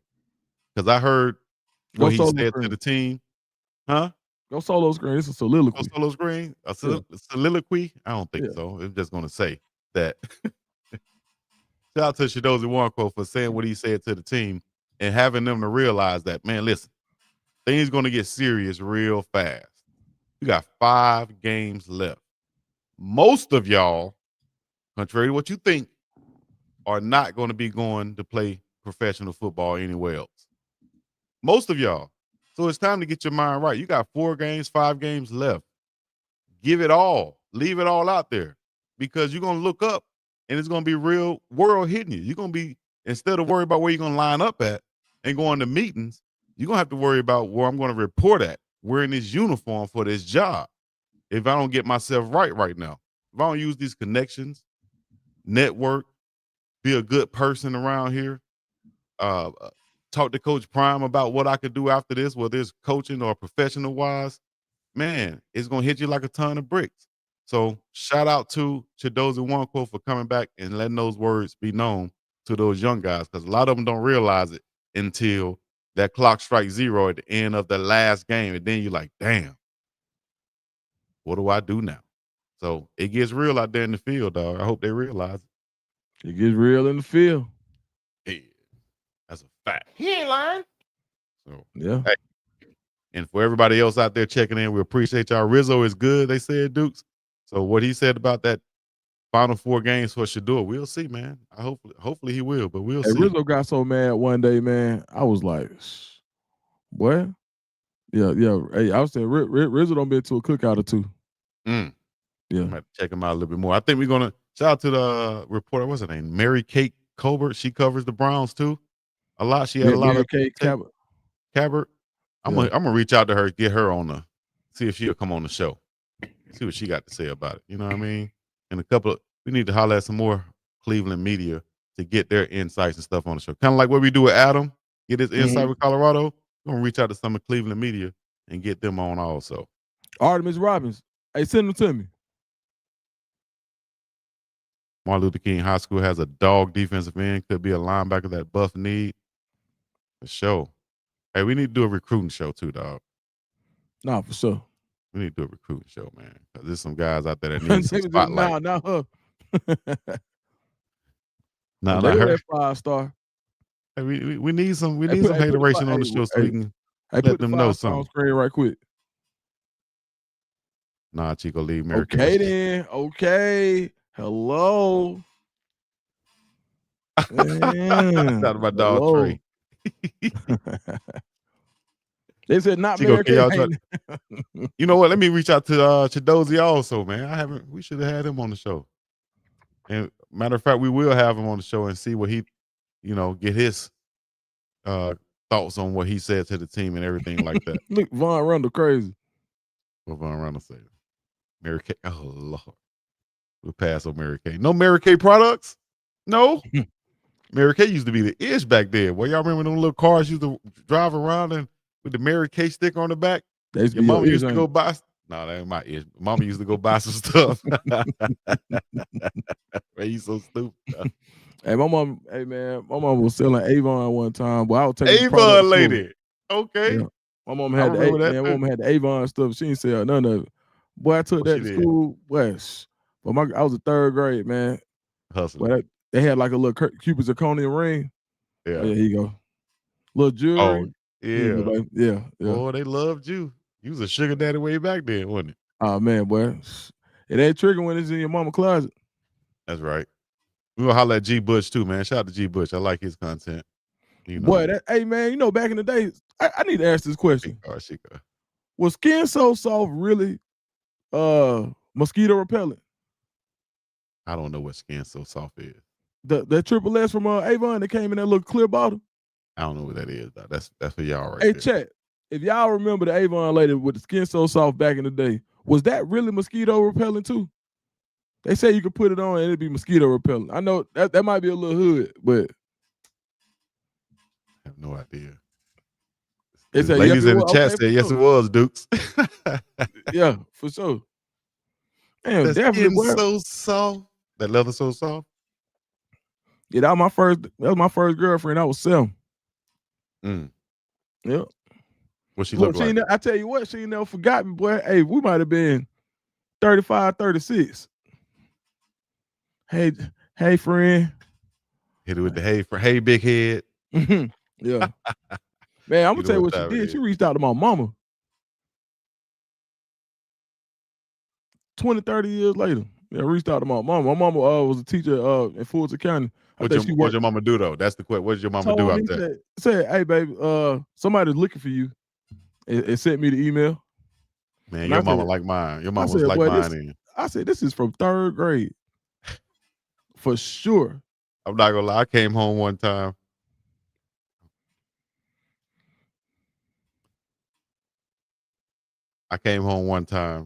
And there was this lady, woman, girl, whatever. She was like me. I was in high school still. But I was about to You was a what? graduate. I said there was this woman. You said lady, boy, girl. young lady, or Okay. girl Okay. who used to like me. I knew she liked me, right? And somehow she started working with my mom. Right. Do you know I came home one day? My mom tried to hook me up, play matchmaker. I didn't know I came home one day, and this lady, woman, young girl, whatever she was at the time, was sitting on my bed as I walked in my room. I told y'all that, right? I'm not Yeah, lying. you told me that. Hey, yeah, I tell the can't story. make Go ahead. this up, as Fat Joe said. I can't make it up. She's sitting on my bed. You know how you sit on the bed, like with the legs crossed? What you do, Y'all Chico? talking You ain't never tell me what you did. I didn't. I couldn't. She, at the time, Hey, what? So your mama gave you the green light to go ahead and tear it my down. mama gave me a green light. I couldn't believe it. I thought it was a setup or something, right? What grade was you in? I was about to graduate. Oh, you was I was pretty 18. grown. Yeah, I was 17, 18, whatever. How the Yeah, lady look? 18. I wasn't that attracted to her though. That's what it was. Saying, okay, but she had put it like this. She had a nice bottom. She was very nicely shaped. I just didn't like her. She had a. I ain't like her face. Man, I wish Uncle Neely was here. Chico, I was finna kill you. I ain't even gonna do it. I ain't gonna. I'm gonna leave you alone. Yeah, we'll wait for the next show, dog. Yeah, I wait for the next show. Wait for your Hey. tag team partner. hey, Chico, what did you say when you walked in there? I don't remember. I just was real surprised. Like, damn. So what we do? So what we doing? So what we doing? So what we doing? I should have hit that, Chico. Mama was trying to set me up, dog. What your mama say? I don't remember her staying there. I don't remember her being there. I just remember walking into this room. Hold on. And this girl was there. And I don't know whether I walked out and went and asked her something, but I was like, there's no way she can get in here without my mama letting her in. And maybe she said, your mom let me in here. I don't know. I don't remember. I just remember walking in, seeing her on my bed. It was like, what? Did I? Damn. You ain't say nothing. I don't remember what happened after that for real. You don't remember what happened? Chico, you don't remember I what know happened? I didn't smash her though. I didn't smash her. If y'all asking, I didn't smash her. I don't know how I let her down softly or I told her to get out or whatever. I could have had a girlfriend at that time. I might have had a girlfriend at that time, dog. So I was like, nah, I can't do it. I could have, dog. Yeah. Looking back on it now. Looking back on it, Dukes. Hey, Seahawks said, Mama! Mama! There's a girl in here on my bed. Oh, man. Woo! Yeah, man. Boy, you crazy, boy. Golly, this my cousin. Facts, dog. Hey, they say But she ain't had no fupa. You were like, man. she ain't had no fupa then. Yeah, she got a fupa now though, but she ain't had no fupa then. When the last time you seen her? She on Facebook. I ain't like. She was one of those people. You ever had someone that liked you, but you just didn't like them?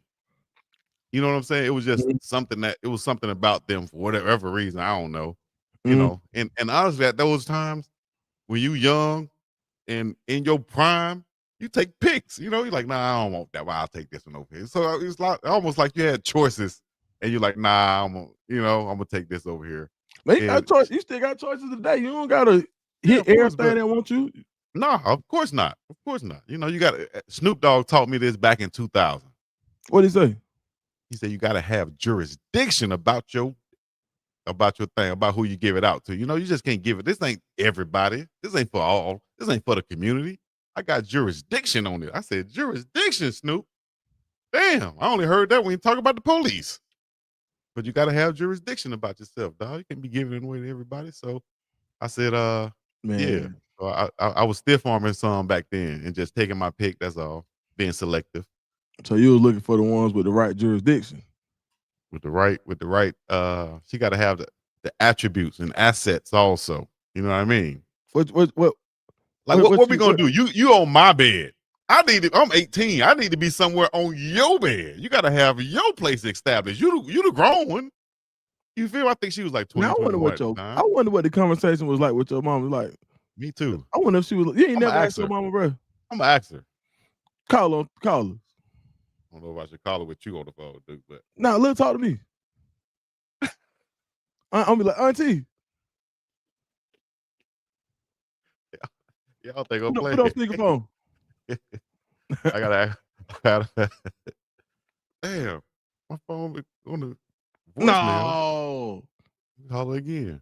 All right. They gonna play it. Mama was like, girl. Your call has been forwarded to an. Oh, she must be talking to the Avon lady or something. Mary Kay at the house. Man, mama done call her friends like, girl, I done set this boy up with Jaleesa, and I don't know. I don't know, y'all. No, she definitely wasn't disappointed. She knew what time it was. Okay. She knew what time it was now. Nah, see, she was trying to see if you was going. I think, you know what? I give props to my mom, dog, because there was I can't even tell some of these stories online. Boy, if y'all had a Chico after dark, oh my God. Now go ahead and tell her, man. It's just us here. I'll just say this. She did link me with one time that was A1. I couldn't believe it. Oh my God.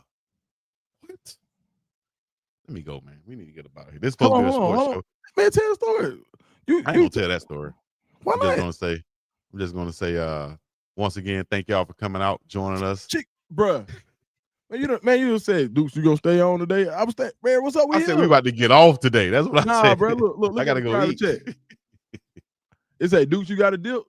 I said, no. I said, my meeting got canceled. I'm here. The last one say, just gonna wrap it up after this. That was 30 minutes ago. Man, Chico, you gotta tell them. He ain't lying. I'll tell you. How about that?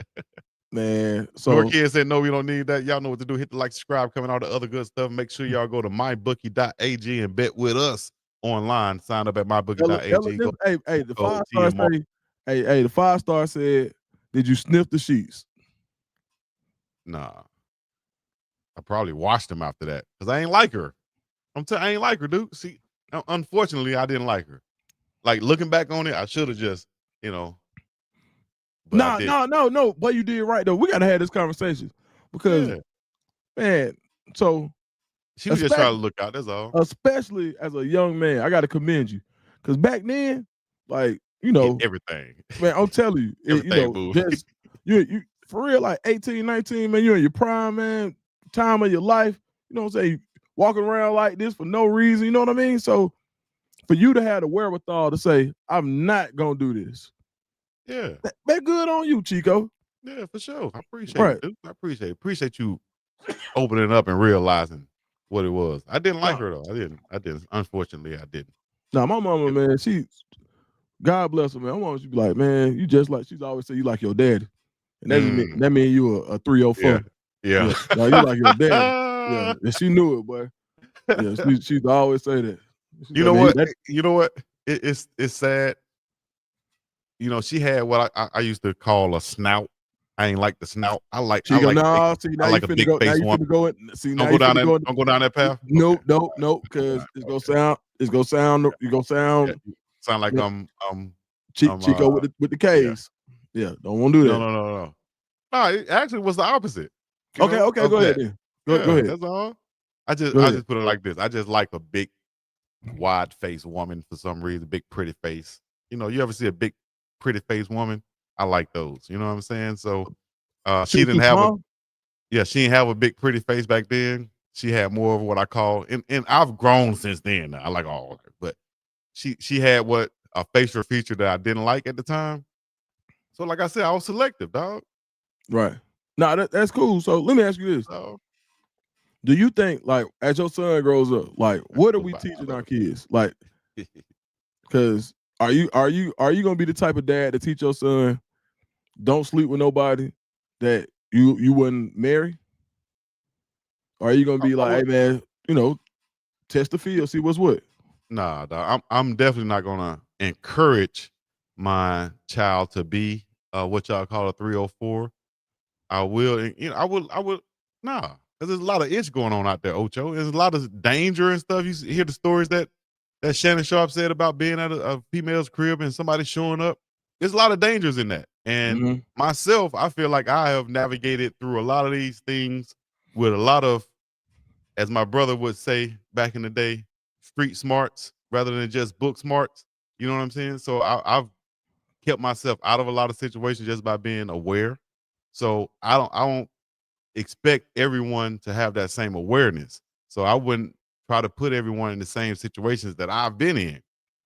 Because I've got out of some stuff, and whether it's back of police cars to shootouts over here, and Shootout by the woman? Yeah, no, not by a woman. I'm just saying, period in life.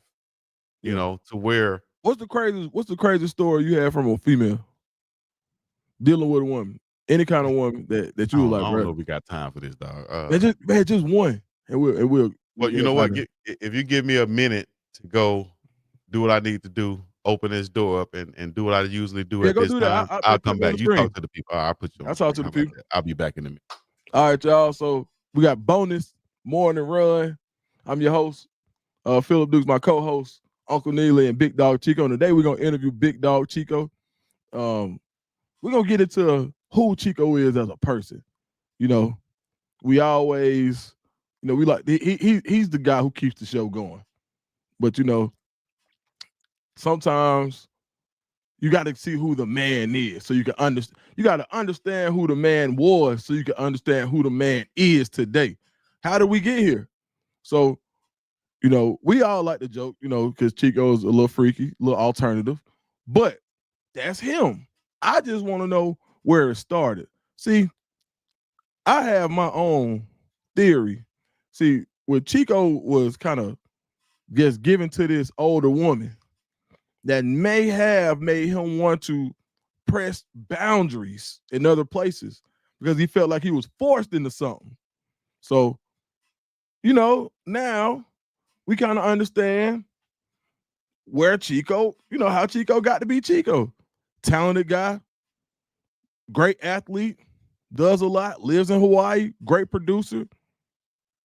He's done a ton. So now we get to see who Chico Cleveland really is. Drop your questions in the chat. If you have a question for Chico Unplugged. Chico Unplugged. This is the preview to the evolution of Chico. I like that rain, right? Lord. The evolution. My boy Chico. What So did I get Chico, myself into? What have you been saying since I've been gone? Who knows? man, so Chico, cuz man, this gonna be like what hey, what was the name of Martin's show? When he had first got back on TV? When he had the local show on Martin. What was it? Talk to the streets, word to the streets, something. Word on the streets. Word on the street. It's gonna be like it's gonna be like word on the street. All right, Chico. Let's start here. We know that you have, I just started through an interview.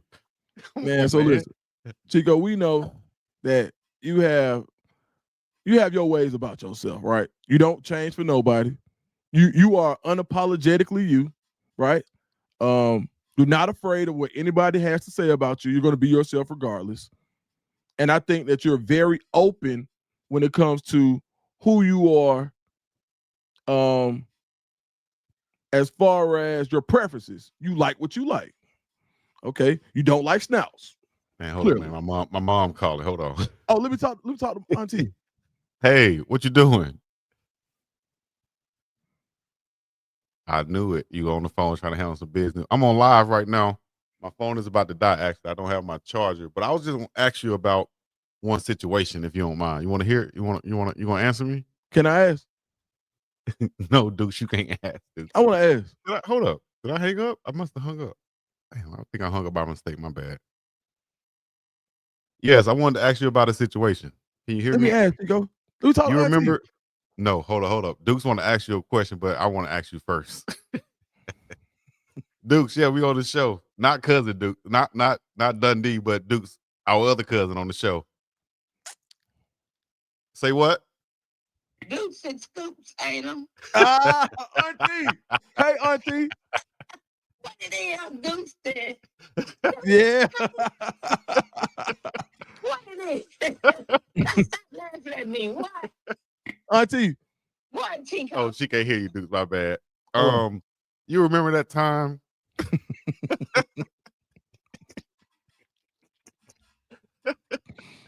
You remember that time? Well, from my perspective, I came home one time, and don't call her name, okay? Okay. Because I know you will. But you had this woman sitting on my bed when I walked in. Do you remember that? Where was living at? On Kingsley. I had a woman sitting on your bed, a girl. Yes. Mama said, don't be on here lying on me. How you are? Oh Lord. How you are? Listen, you remember? Let me put it on mute right quick. Let me put it on mute. Hold on. All right. So as we deliberate, we're going to get to the bottom of this story. Right now, Chico is talking to Mama Cleveland. So as they sort out the facts and we get to the bottom of this, we're getting. I think we're back live. We're back live, guys. You're not on right now, but you remember that? How did she get there? Let's hear it, Chico. Oh, she said she can't remember. All right, so she doesn't remember. She said, "Okay." And my mama died. I can't remember all that, but I remember her being over there. She loved you. It's on there too. No, I'm not here. It's just me and Dukes on the phone right now, on the live right now. Yeah, no, we on live. Ask Mama to give us a funny story about you. Okay, all right. We got one more question before you go. You got a funny story about me, is what Duke said. Huh? Do you have a funny story about me that you can share? At what age? It doesn't matter. Just anything real quick. Like tell us about the Halloween party that I had in Gibson. I think that was my last party I remember I had. And they were laughing at me because I said it. My parties used to be so close to Halloween that either I would. It is. It's on the 29th. Yeah. I can't remember, Chico. All right. Well, don't worry. I'm glad you can't remember. Okay. to the old boy Oh my gosh! Say that who one more won time. it. Say that again. You remember what? That wrestler, you love wrestling so much. And this is a poor boy from the country. He wanted it so bad, and I begged you, let him have it for a quarter. And you didn't want to do it. But you did it, though, out of the kindness of your heart. I said, Chico, let him have you have so many others. So you went ahead and let him have that one. I couldn't But believe you it. was mad, but you got okay, though. I just thought about that. I'm kind of mad right now. You made me sell my wrestling man to the little kids for a quarter. Cause you had so many of them. Man, she made me sell my Ric Flair. I'll never forget that. Ric Flair with the blonde hair with the light blue underwear and the boots on. Man. No, I don't have them anymore. After you made me sell those, I parted ways with the rest of them because I just felt this. I was traumatized.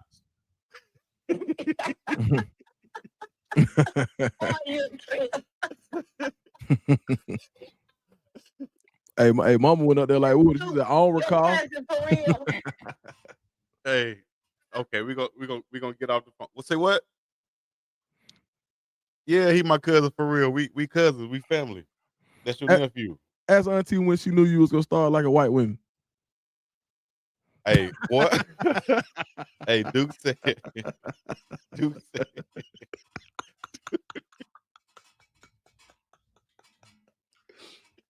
Duke's so stupid, man. Okay, go ahead. Here's your plug right here. Here's your promo. Go ahead. Say it. I'm not going to talk on no phone. Go ahead, say it. You saying it now. They hear you now. Say it. Tell them what. Now, I am the co-author of the book entitled Selma, Lord Selma. It was produced into a Walt Disney movie by Walt Disney. Did you tell them that? Yes, of course. Selma, Lord Selma. Years old when I sat in Dr. King's lap to help get the black people equal rights. That's right. And I did not participate in no Jubilee anymore because I marked at the age of 9 and gained the right to vote. Mm-hmm. And I was chased by a state trooper on a horse. On a horse, chasing yep. me.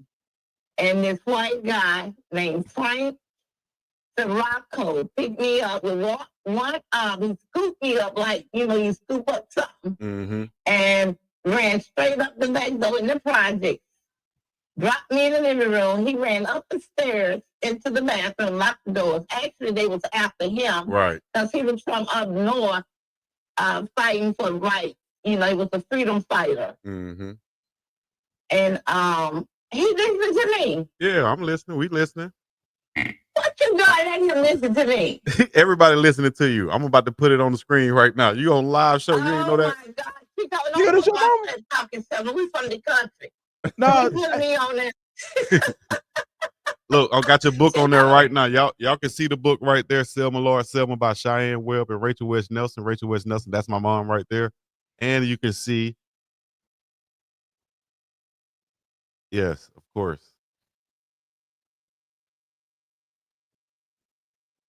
And then y'all see the movie right there that y'all can go find. Selma, Lord Selma did the movie with Journey Smollett.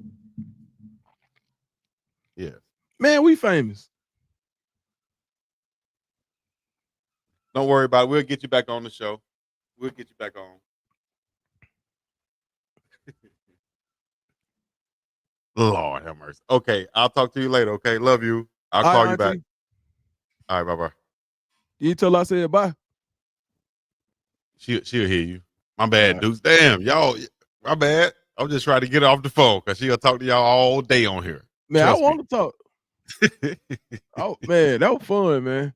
All right, so Chico, now you got to tell us. So now we've seen part of Chico's upbringing, the son of an author, a kind author who I think one of those moments where Chico may have had one of those turning points that we just learned when he was forced to sell one of his action figures in underwear. Wrestling man, dog. It's a wrestling man. Right. If you look at my Facebook profile picture, I'm gonna pull it up. Look at my Facebook profile picture, the one that they have, what you call it, the back profile or whatever. Right. You'll see I'm standing there with my grandmother and I'm holding some wrestling men in my hand. That was Right. my thing. Right. No, The I know wrestlers, your thing was men in underwear. man, stop playing. Dog. Wrestling. That was You my said it. wrestling man. Everybody liked wrestling back then. But you said they wear what? Yeah, they wore underwear. There you go. That's me right there with Boom. my grandmother Okay. in the GWC project. RIP my grandma, Big Mama. Hey, look at that boy Chico. With the slant part. Hey, that slant. I know we the same age now. I know we the same age now. I know we are. I know we the That same slant age. part was one, man. That tell you right there. Man, I'm trying to. Hey, I got one. Man, my sister posted a picture of me yesterday. I look so bad. You favor your grandmama too, boy. That slant part, I do. Yeah, you favor Granny. Big For Mama. sure. That's right. Y'all got some Indian in y'all, ain't it? Yeah. Damn. That's what's up, boy. You. Damn. For real, my grandmother, her mom was part Indian. No, for sure. I can see Yep. that. Dang. That's Yeah, what's so up, man. I man, remember this picture too. I remember this, and I think this led me to wanting to be like a videographer or photographer or whatever, or just a guy with a camera in my hand. Because this guy, I think it was a white dude. I don't remember, but I just remember a guy coming around to the project, and he wanted to interview my grandmother, and everybody knew my grandmother in the project. Right. So, and but this was a place, like she said, where a lot of freedom fighters would come and would be like a safe haven because her husband, my grandfather, was huge in the movement. And after Dr. King and all of John Lewis and all of those people would get done at the church, which is right behind this apartment right here, which is the window I busted, they would leave from the church and come over to the West House, which is my family last name. They would come there and congregate and eat and everything because my grandmother would cook for them.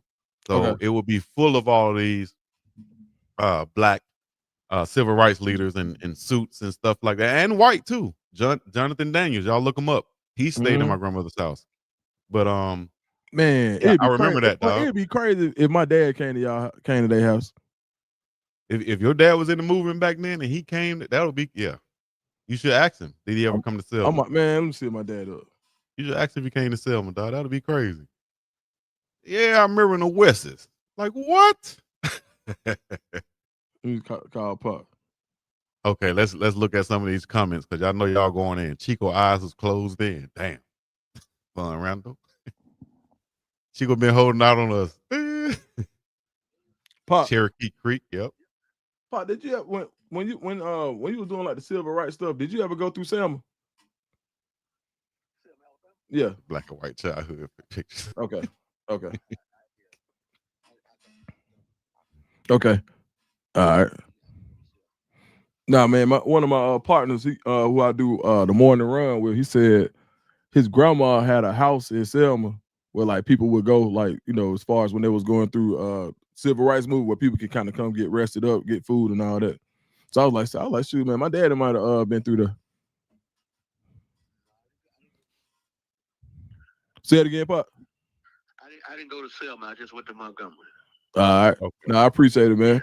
I'll call you in a minute. Okay. All right. All right. Pop said Selma. Nah, y'all going a little bit too far right there. Now, I'm Yeah, going to he said- Montgomery. I'm Yeah, going I where go y'all to the marching dump. to. Yeah, he went to He said dump. y'all marching from Selma to Montgomery. What the hell I'm going to Selma for? Yeah, for sure. Man, boy, I made it to Y'all- Montgomery. So y'all crazy down Hey, there. so look, dog. Chico, we got to get back to the original point. You still got to tell us we made it through. We saw the separation. I can't believe we got 350 people in here still listening and watching us. Appreciate Yeah, so y'all listen, anyway. we got to the forced separation of you and the wrestling man. Okay, cool. Yeah, we moved on to the mama co-worker that she put you on. She can't recall right at this point, but she knows she was there. She knows that she loved you. Mama said that. All right. So Chico, tell us the craziest story that you have for a female that you can say here. Crazy story from a female. Yeah, with a female, like experience with a female that you can say on here. In the past. We don't want to mess up nothing currently. We just talking about in the past. I don't know. I like crazy. Like I've avoided a lot of super crazy like ones. Let me see if anything stands out, man. Well, I can't share that one.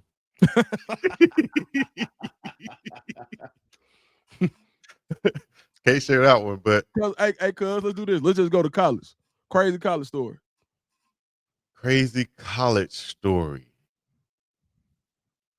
I don't know if I have any juicy ones for y'all that I could share. I will say this. I have ended a relationship with the girl that I really liked because she had cats and I don't do cats. Okay. I'll say that. When did you find okay, how long were y'all together? I knew she had cats from the first time I was trying to come over there. But the problem came when when I would come over there and I'm like definitely afraid of cats. I got that from my mom, right? Like I don't do if a cat is in one room, I can't be in that room. That's You how got I an am. allergy or you just don't Hell, you call just it don't what you rock want to with call it. I'm not gonna be around no cat. Cat'll F you up if they want to. Man, I'm don't not get being mad around at no me. I'm cat. Though. sorry. I'm Okay. just saying. You bring a cat in, I'm leaving immediately. Just know that. If Hey, with you can Chico rob, you eyes can look like rob this? me with a cat. You can come into my house with a cat in your hand. Might You as can well have have an everything in AK. there.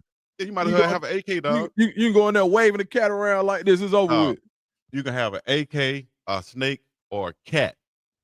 I'm running from the cat first. Right. Okay. I'm not messing with no cat. So, anyways, this young lady, she had a cat, and this happened twice actually. So once, one of them, she had a 1-bedroom apartment, and I told her I can't do the cats. You know what I'm saying? She, Now look, it's let me ask you this. okay. All right, so you said when you first tried to go over there, you found out she had a cat. Mm-hmm. Probably before that. I just told her I can't do cats, but most of the time people don't believe you. Oh, it's just a nice cat. It'll be okay. You could touch it. I'm like, listen, I don't mess with cats. Right. All right. If I come in, the cat need to be locked in the bathroom. Ain't messing with no cat. Nah. Look, Right. chill out. So, so most people who have cats are attached to their cats. So Right. And I saw a post the other day. A guy said, "Man, this girl want me to give up my cat." I said, "Hell, F her. I'm keeping my cat."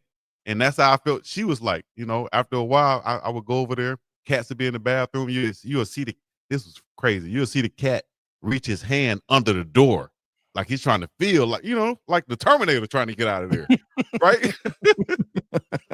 So I'm like, no, I ain't with that. So she would get all emotional, saying, my cats don't like it in there. I don't think this is So right you was having to making her lock the choose cat up when you between. came over there? Yeah, want me over there lock the cats up, or take them to Okay. your mama house or something, dog. So anyway, she Take it to after a your while, mama house. yeah, she got emotional. She was like, I don't think it's right to do my cats like this, and da da da da. I said, well, listen, BiggDogg ain't coming back over here no more. Then, dog, like, yeah, They that's went simply third person on the BiggDogg ain't hey, coming back. that was it. And So then let one me ask time, you, did she reach back out to you? did she reach back out to me? Like was she like, Chico, you tripping? Or Probably you at cut it but off I and don't just know. like I'm not doing the cat. What we gonna do? If you want your cat that bad, then you can have your cat. I'm not gonna make you like choose for real like that. If you're attached, because then you're gonna always look at me and be spiteful because I made you give up your cat. No, keep your cat. You'll find somebody who can deal with them, who gonna fake pet them and stuff. Not me. oh, yeah, she was like Chico or the cat. Yeah. And one time, I was like, I'm out of here. You keep the cat. Hell. But one time, dog, this was in college now. I went over to this young lady's house and she told me she had a cat, right? So I said, okay, just put it in the other room. She told me that she put it in the other room when I got there. I get there, it's pretty dark in the house, where the cat is in the other room. I bet. I'm sitting on the couch, dog. Keep the cat is diabolical.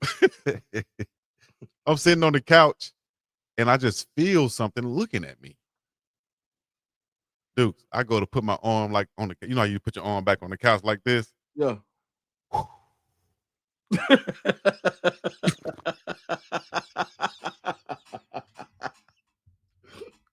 Oh, what happened, Chico? Man, it's starting to give me chills right now, dog. I reached back and I felt something. I didn't even want to look. Man, I turned to look. I see this black cat just looking at me, dog. Woo! I jumped and got about the house so fast. I wanted to fight her because I told her to put the cat up. Chico, you gonna You fight got her? me, man. What? No, you want? Yeah, I She was wanted to. mad. I didn't. Of course, I Yeah. did. I was mad. I walked up out of the house, didn't look back, didn't go back in. None of that, dog. I dipped. Hey, man, for the record, I don't really like cats either. Like, No. if it What came you down just to a said, pet, no. It don't. I don't really like cats either. No, I don't I really like. I ain't never No. dated nobody like who had a cat though, like a real live. Yeah, me and my kid. Yeah, I ain't dated no female. Yeah, nah, I don't know. Cat. What you gonna do with a cat? I ain't dated. Yeah, I'm trying to think. Do I even know anybody with a cat? I don't What know I'm nobody who saying. got one. Like in Alabama, like cats are stray cats. Cats are get away from here, nasty cat. You know, not no cute and cuddly. What?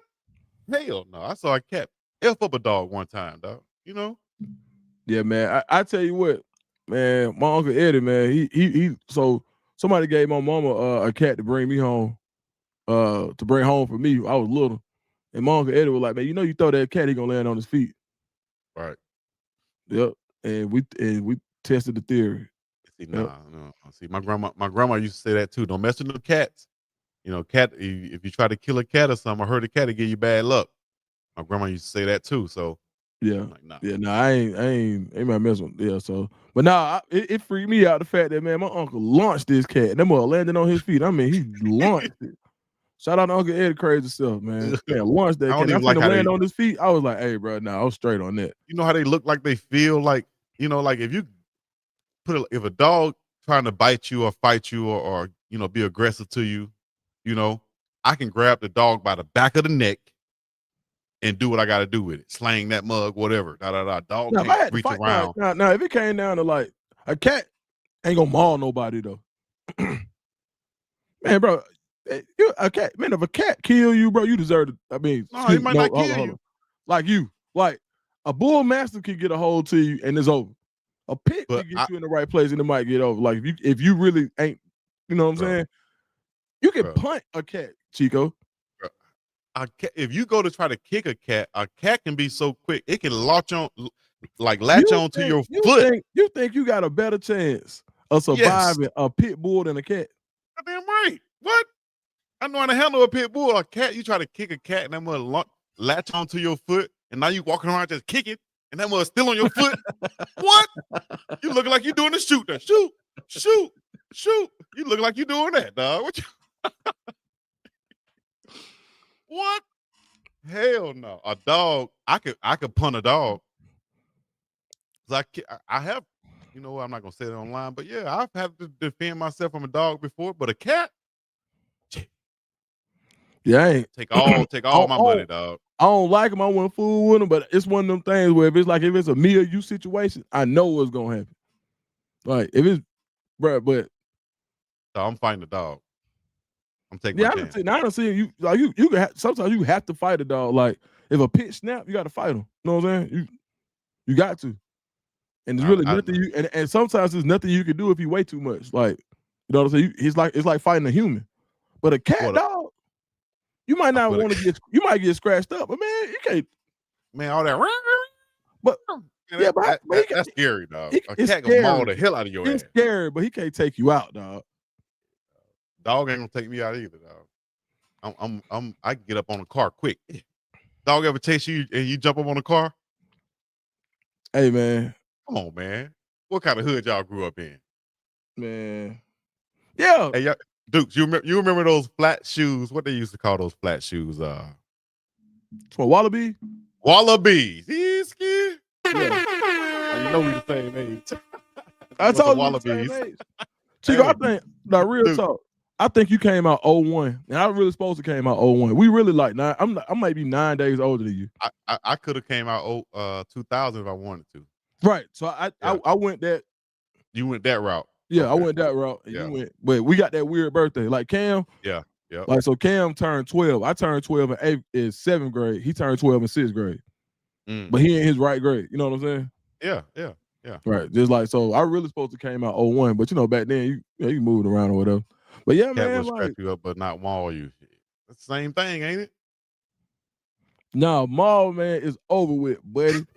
Balling is what bear does. Yeah, that's like you could put cause of death mauled by dog. You're not gonna see cause of death scratched by cat. Like that ain't like out here in Hawaii. Like there are a lot of stray cats and stuff. Like next door to where, like there was the cat lady house next door to where I was living out Right. here, like a real cat lady. You know what a cat lady is? They got a bunch of cats at the house. So the cats would come over and be under our cars and stuff. You know, as soon as we got out the car, the cat run up under the car to get the heat or whatever, right? So, like, somebody need to create something that can, like a cat deterrent, because I haven't found one that works yet. They told me put Ivory soap out there, put the green soap, do this, put you can't do that. cayenne Dog. pepper. Man, you What? hurt one of them cats, man. See, that's like them folks who we put antifreeze out for dogs. Don't do that, Hey, man. I'm trying to find a way to keep them away. Mothballs, whatever. I ain't trying to kill them. I'm trying to keep them away off our property. Man, the cat, but so that mean, but them cats, somebody feeding them though. No, it's just the cats have, like, if you can't contain cats in just a small area and think they're gonna stay there like a dog. Cats gonna expand their territory a little bit further than your You really yard. don't like cats. No, I'll say that Like, a million bad. times. No, I don't like. I hate them motherfuckers. I mean, them things. See, that's what you call. Hey, that's what you called me and Uncle Neely that day. We asked you about where that money was. I said, mother lovers, man.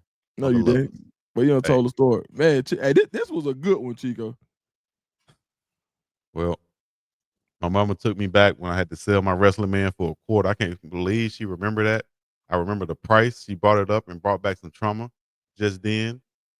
So I might not call her back for the rest of the day. No, you gotta call her back, man. You gotta get through that, man. Call, man. Let me tell you something. I'll be aside, boy. You don't know how bad I wish I could call my mom to be on this show. You see how my mom used to cut up. So, boy, man, that's beautiful, man. Like the fact that you could call your mom. Like, even me calling my daddy, you know what I'm saying? Like, it ain't the same as not being able to call your mama, man. So, man, for everybody out there, man, make sure y'all take care, man, and don't look at calling mama like a burden. I ain't saying you doing that, but you know, sometimes people look at it like sometimes. Damn, I gotta call my mama. I'm like, hey, buddy, Lucky you can call your mama. Yeah, but I'm telling you, wait till you can't call. You feel me? So, and I know we got some people that's older than me in here who probably got some parents that have moved on or gone to the next life or transition. So, yeah, I know how it is. So yeah, like, but man, that right there, seeing you being able to call your mom, boy, that was all right right there, boy. Yeah, appreciate that, man. Appreciate that. Definitely take that to heart. Miss Dawn Duncan, I lived next door to a cat lady before. Trick pouring cat food on her front porch. Asked me how I got the neighborhood award for getting rid of the by putting cat food on her porch. I don't even want to walk over there in her yard. Yeah, she's saying that trick was pouring cat. Like why are you even doing that? Yeah, man. I ain't with it. But shout out to all the mothers out there. Whether you're a mother, you have your mother, whatever it is, or like Duke said, your mom has transitioned, put prayers in the chat, and for all the families out there. Oh man, it's a tough situation. Hey, my mom would have been on here cutting up, boy. I bet she would have. Oh man, I have to monitor my mom too, because she'll say some stuff and she'll be, I didn't know y'all was on. I told you 6 times we was on live. You know? No, for real. Yeah. Well, what? Man, my mom, I had a show one time, man. Man, my mama got out there and started rapping, dog. That joint was so funny. I got to show y'all that footage, man. Mama got out there and started rapping, but she'll do anything. Where you get it from? Yeah, my mama cold-blooded, boy. At Spence, matter of fact. Man, at Spence wedding, she performed at Spence wedding. She did top back. What? Man, Spence had rented out the Minute Maid thing in Houston, the baseball stadium. Oh, damn. Like, you know, they got like the suites and all that. He had rented out the suites when he got married. And so they was like, man, we got a time. We was like, man, you think your mama come up there and rap? I asked my mom. She said, yeah, I'll perform. What's my fee? So, man, mama went out. That Spence, man, that joke was funny, man. That was good. She was a good time, boy, for sure. I remember playing baseball in front of the house and hitting the balls and stuff with my little friends. My mama came out there one time and said, give me the bat. Let me show y'all how to hit. And, you know, when you little, you think your mama, you can't do none of this. And my mama got out there and was hitting the ball, and she was talking smack with it. She was hitting it. Bat! I couldn't believe it. I said, damn. And, she'll drop the bat and be like, you think you just know how to do this just because you know how to do it? No, you got it from somebody, Right. Like, damn. Yeah. Shout out to her, man. No, for real. Them mamas, man. Shout out to the shoot. moms. Man, my mama taught me how to fight. For sure. Hey. And what? Man, that was probably the worst thing she did, boy. And she always talk about, man, I got suspended 11 times. See, I was the opposite. I was the dude that I'm trying not to fight because my mama used to tell me, boy, you get suspended, that's going to follow you forever. So whatever you're trying to do in life, they're going to look back on that record and see you got suspended. So you don't want to be no troublemaker. So my thing was, I'm not going to fight in school. Right. I want to come outside. And Right. you mess around and get on that football field, I'm going to knock your head off. real quick. Another one. Dukes, it was 2 guys in high school that came out on the football field that wasn't supposed to be out there that I made retire, like, because we were doing kickoff return and they were on kick return and I was on kickoff and we running down the field and I know that they're freshmen or rookies or whatever, so I take it easy on them. But my coach saw it. It's happened twice. My coach saw it and got on me. Actually, that happened 3 times because it happened 1 time in Europe too. But my coach saw it and got on me about it. Right. And I'm like, Coach, you know that guy can't block me. What am I proving by doing? I don't give a goddamn. I said, all right. Go down there and sprint through them. Bam! They both quit, right? Here's the thing, though. Go back home to Selma, and you see those guys, or you see one of those guys. Like, what do you say to them? Like, that's a real awkward moment because you like, I remember it. Do they remember it? You know what I'm saying? Like, and do I go up to them and dap them up? Do I stay away from it? They might want to kill me. You know? Nah, bro. Did you help them up? You supposed to help them up then. I don't remember. I doubt if I did because I was mad. Yeah, see, when you get mad, boy, you about like me. When you get mad, that flips, that switch flips. That switch, yeah. Yeah, we about cousins for real on that. I And shout out to Regina, dude. What's up, Jen? Felt so bad. Felt so bad. And last one, shout out to my dog Fuji from over there in Austria. I don't know what Fuji's doing right now, but I doubt if he's playing football. Fuji was probably 5-something, 120-something, playing running back. Probably wasn't supposed to be blocking me coming off the edge, Dukes. And I knew that. And so I'm taking it easy on him in practice. But my coach wanted to be a butthole that day. And he wanted to tell me that I'm slacking. And I'm like, Coach, it's Fuji trying to block me. You know Fuji can't block me. We just going through the motion. I don't give a goddamn who's trying to block you. You go full down speed. All right, you ain't got to say that. Put my shit on. Sprint through Fuji. Pow! Fuji go flying. Coach run up to me. Why'd you do that? Why'd you? You told me. So that's been my problem in life. Tell me to do a little bit. All right. Turn around and look.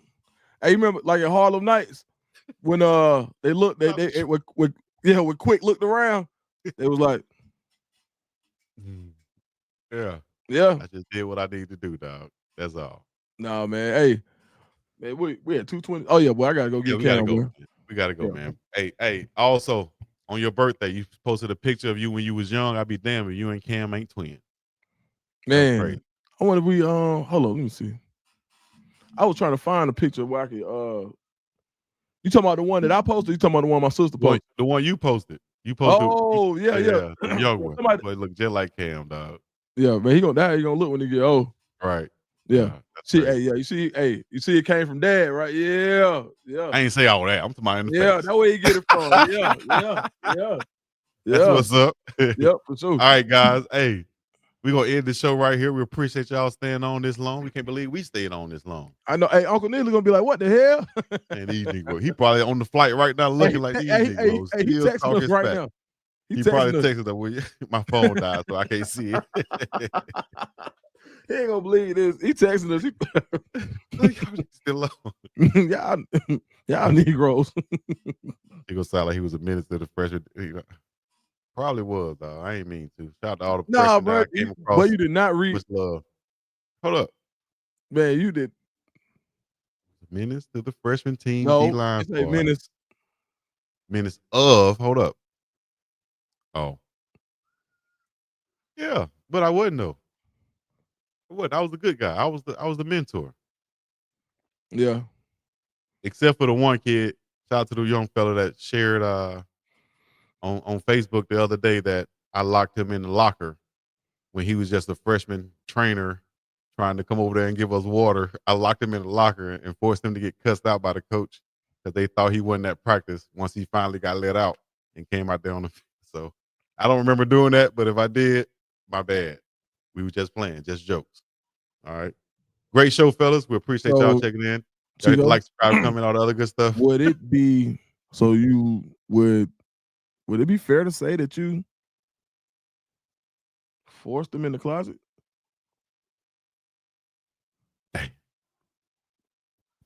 That's a lie. It was a locker. All right. Thank y'all for coming out. Y'all have a great show. Produce the Scoop, Big Dog Did Chico. you help him out of the closet? We'll be back on tomorrow for the Morning Run Live, the pregame network. Hey man, shout out to Mama West too, man. She'll tell you my last name. Hey, don't say that. Shout out to my mama, man. What you gonna say? She love to correct people. She'll say my last name because people used to call her Miss Nelson. Cleveland. And she'll say, my last name is not no damn Cleveland. What is it? Nelson? Well, now it's Millhouse. You know, Mama but Millhouse? at the time it was Nelson back then. Yeah. At the Mama time, it was- Millhouse. Yeah, All right, Mama we're gonna say Millhouse. Mama Millhouse. That's Man, what's look, up. Chico, I ain't want to say this. Man, did you make that up about your mama nickname being horse? No, we should have asked her. And she would So I have gave coulda the said- story behind it too. Do your cousins call her Auntie Horse? No. That's like her friends would call her horse, like her childhood friends. Okay. Like anybody that know her. It's like, you know, like somebody say, when somebody call me this, I know they know me from here. Right. So it was like a project name, put it like that. So Right. horse with that long hair. Horse with that long hair. They used to say that. Yeah. That's all. Thank y'all for coming out. Y'all have another blessed day. All right, And then, make sure y'all Auntie. tune in That my partner. tomorrow She said, for the Chico, morning run. she basically said, Chico, I don't remember. She said, what you lying about now? That would have sounded like. No, she did. Who you on there with? Dukes the Scoop?